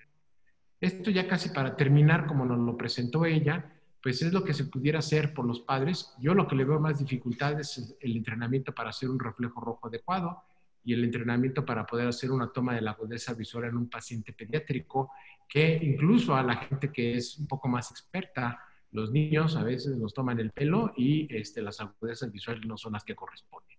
Pero claro que esto debe de entrenarse y debe de buscarse para tener un diagnóstico temprano y una referencia oportuna. Y en el ideal, pues tener todo lo que existe actualmente para poder hacer telemedicina como debe de ser y diagnosticar entonces tanto los problemas de deprivación como los errores refractivos y los problemas de estrabismo para un tratamiento temprano. En conclusión, pues nada más, pues el tamiz visual debería ser universal, ya sabemos que no lo es. Pero bueno, cada vez que hablamos de esto, hacemos énfasis en lo mismo. El reflejo rojo debería ser evaluado por todos los médicos en todos los niños en un primer contacto, incluso en aquellos donde no se puede realizar un tamiz visual como tal por un oftalmólogo, ¿no? Todo esto para tener una referencia temprana. Y bueno, la telemedicina es el futuro. En algún momento los médicos vamos a estar en nuestra casa y vamos a hacer el diagnóstico y el tratamiento sin salir de casa seguramente. Agradezco otra vez la invitación. Verónica, muchas felicidades por tu trabajo y bienvenida a la asociación. Gracias. Muchas gracias, doctor. Gracias Fernando, Verónica, bienvenida. Ya estamos sobre el tiempo. Un último aviso, les recuerdo, las jornadas de la Sociedad Mexicana de Oftalmología empiezan el 31 de agosto al 15 de septiembre. Es el día de la subespecialidad del Congreso Nacional que iba a hacerse en Acapulco. Se va a hacer solamente las jornadas. Oftalmopediatría va a estar el lunes 7 de septiembre. Nuestra invitada es la doctora Andrea Molinari y lógicamente va a estar el doctor Javier, Yolanda, Fernando, varios de nuestros agremiados presentes como profesores. Y hay lógicamente estrabismo, retina, segmento anterior, visión baja, ultrasonido, glaucoma. Me imagino que la sociedad ya dentro de poco debe de estar mandando los informes de las plataformas que se va a utilizar, pero por lo menos el lunes 7 de septiembre es oftalmología pediátrica. La próxima sesión de nuestra sociedad es en La Raza, es en el Hospital de La Raza, va a ser virtual, lógicamente. La doctora Villavicencio va a ser nuestra coordinadora. Nuevamente, si alguien más está interesado en ser vicepresidente, por favor de mandar la carta. Y Luis, gracias por la presentación, gracias por la asistencia técnica, por prestar el soporte de Zoom. Yolanda, gracias por tus invitados, excelente tema. Verónica, bienvenida, esta es tu casa. Siempre la gente joven es la que enriquece nuestra sociedad, todos los demás estamos viejitos. Los que ves aquí ya están viejitos, pero tú eres la más joven. Todos. No todos. Muchas gracias, doctor. Habemos de mediana. Y a todos los que estén interesados para ser miembros, por favor, también lo pueden hacer. Eva, gracias. Doctora Verónica, la doctora Manuela, también muchas gracias. Descansen a todos. Felicidades Cuídense. A todos. Buenas noches. Gracias. Buenas noches. Hasta luego. Bye. Adiós. Dentro de poco va a estar disponible la sesión grabada para que la podamos disfrutar de nuevo para quien yo la voy a compartir en el chat en cuanto la tenga. Gracias, Luis. Muchas gracias, Luis. Buenas noches. Hasta luego, buenas noches. Adiós, Fer. Felicidades, doctora. Gracias, Juan. Yolanda, Gracias a ti, felicidades. Luis. Eva, Buenas noches gracias. a todos. Gracias. Bye, buenas noches. Buenas noches. Bye.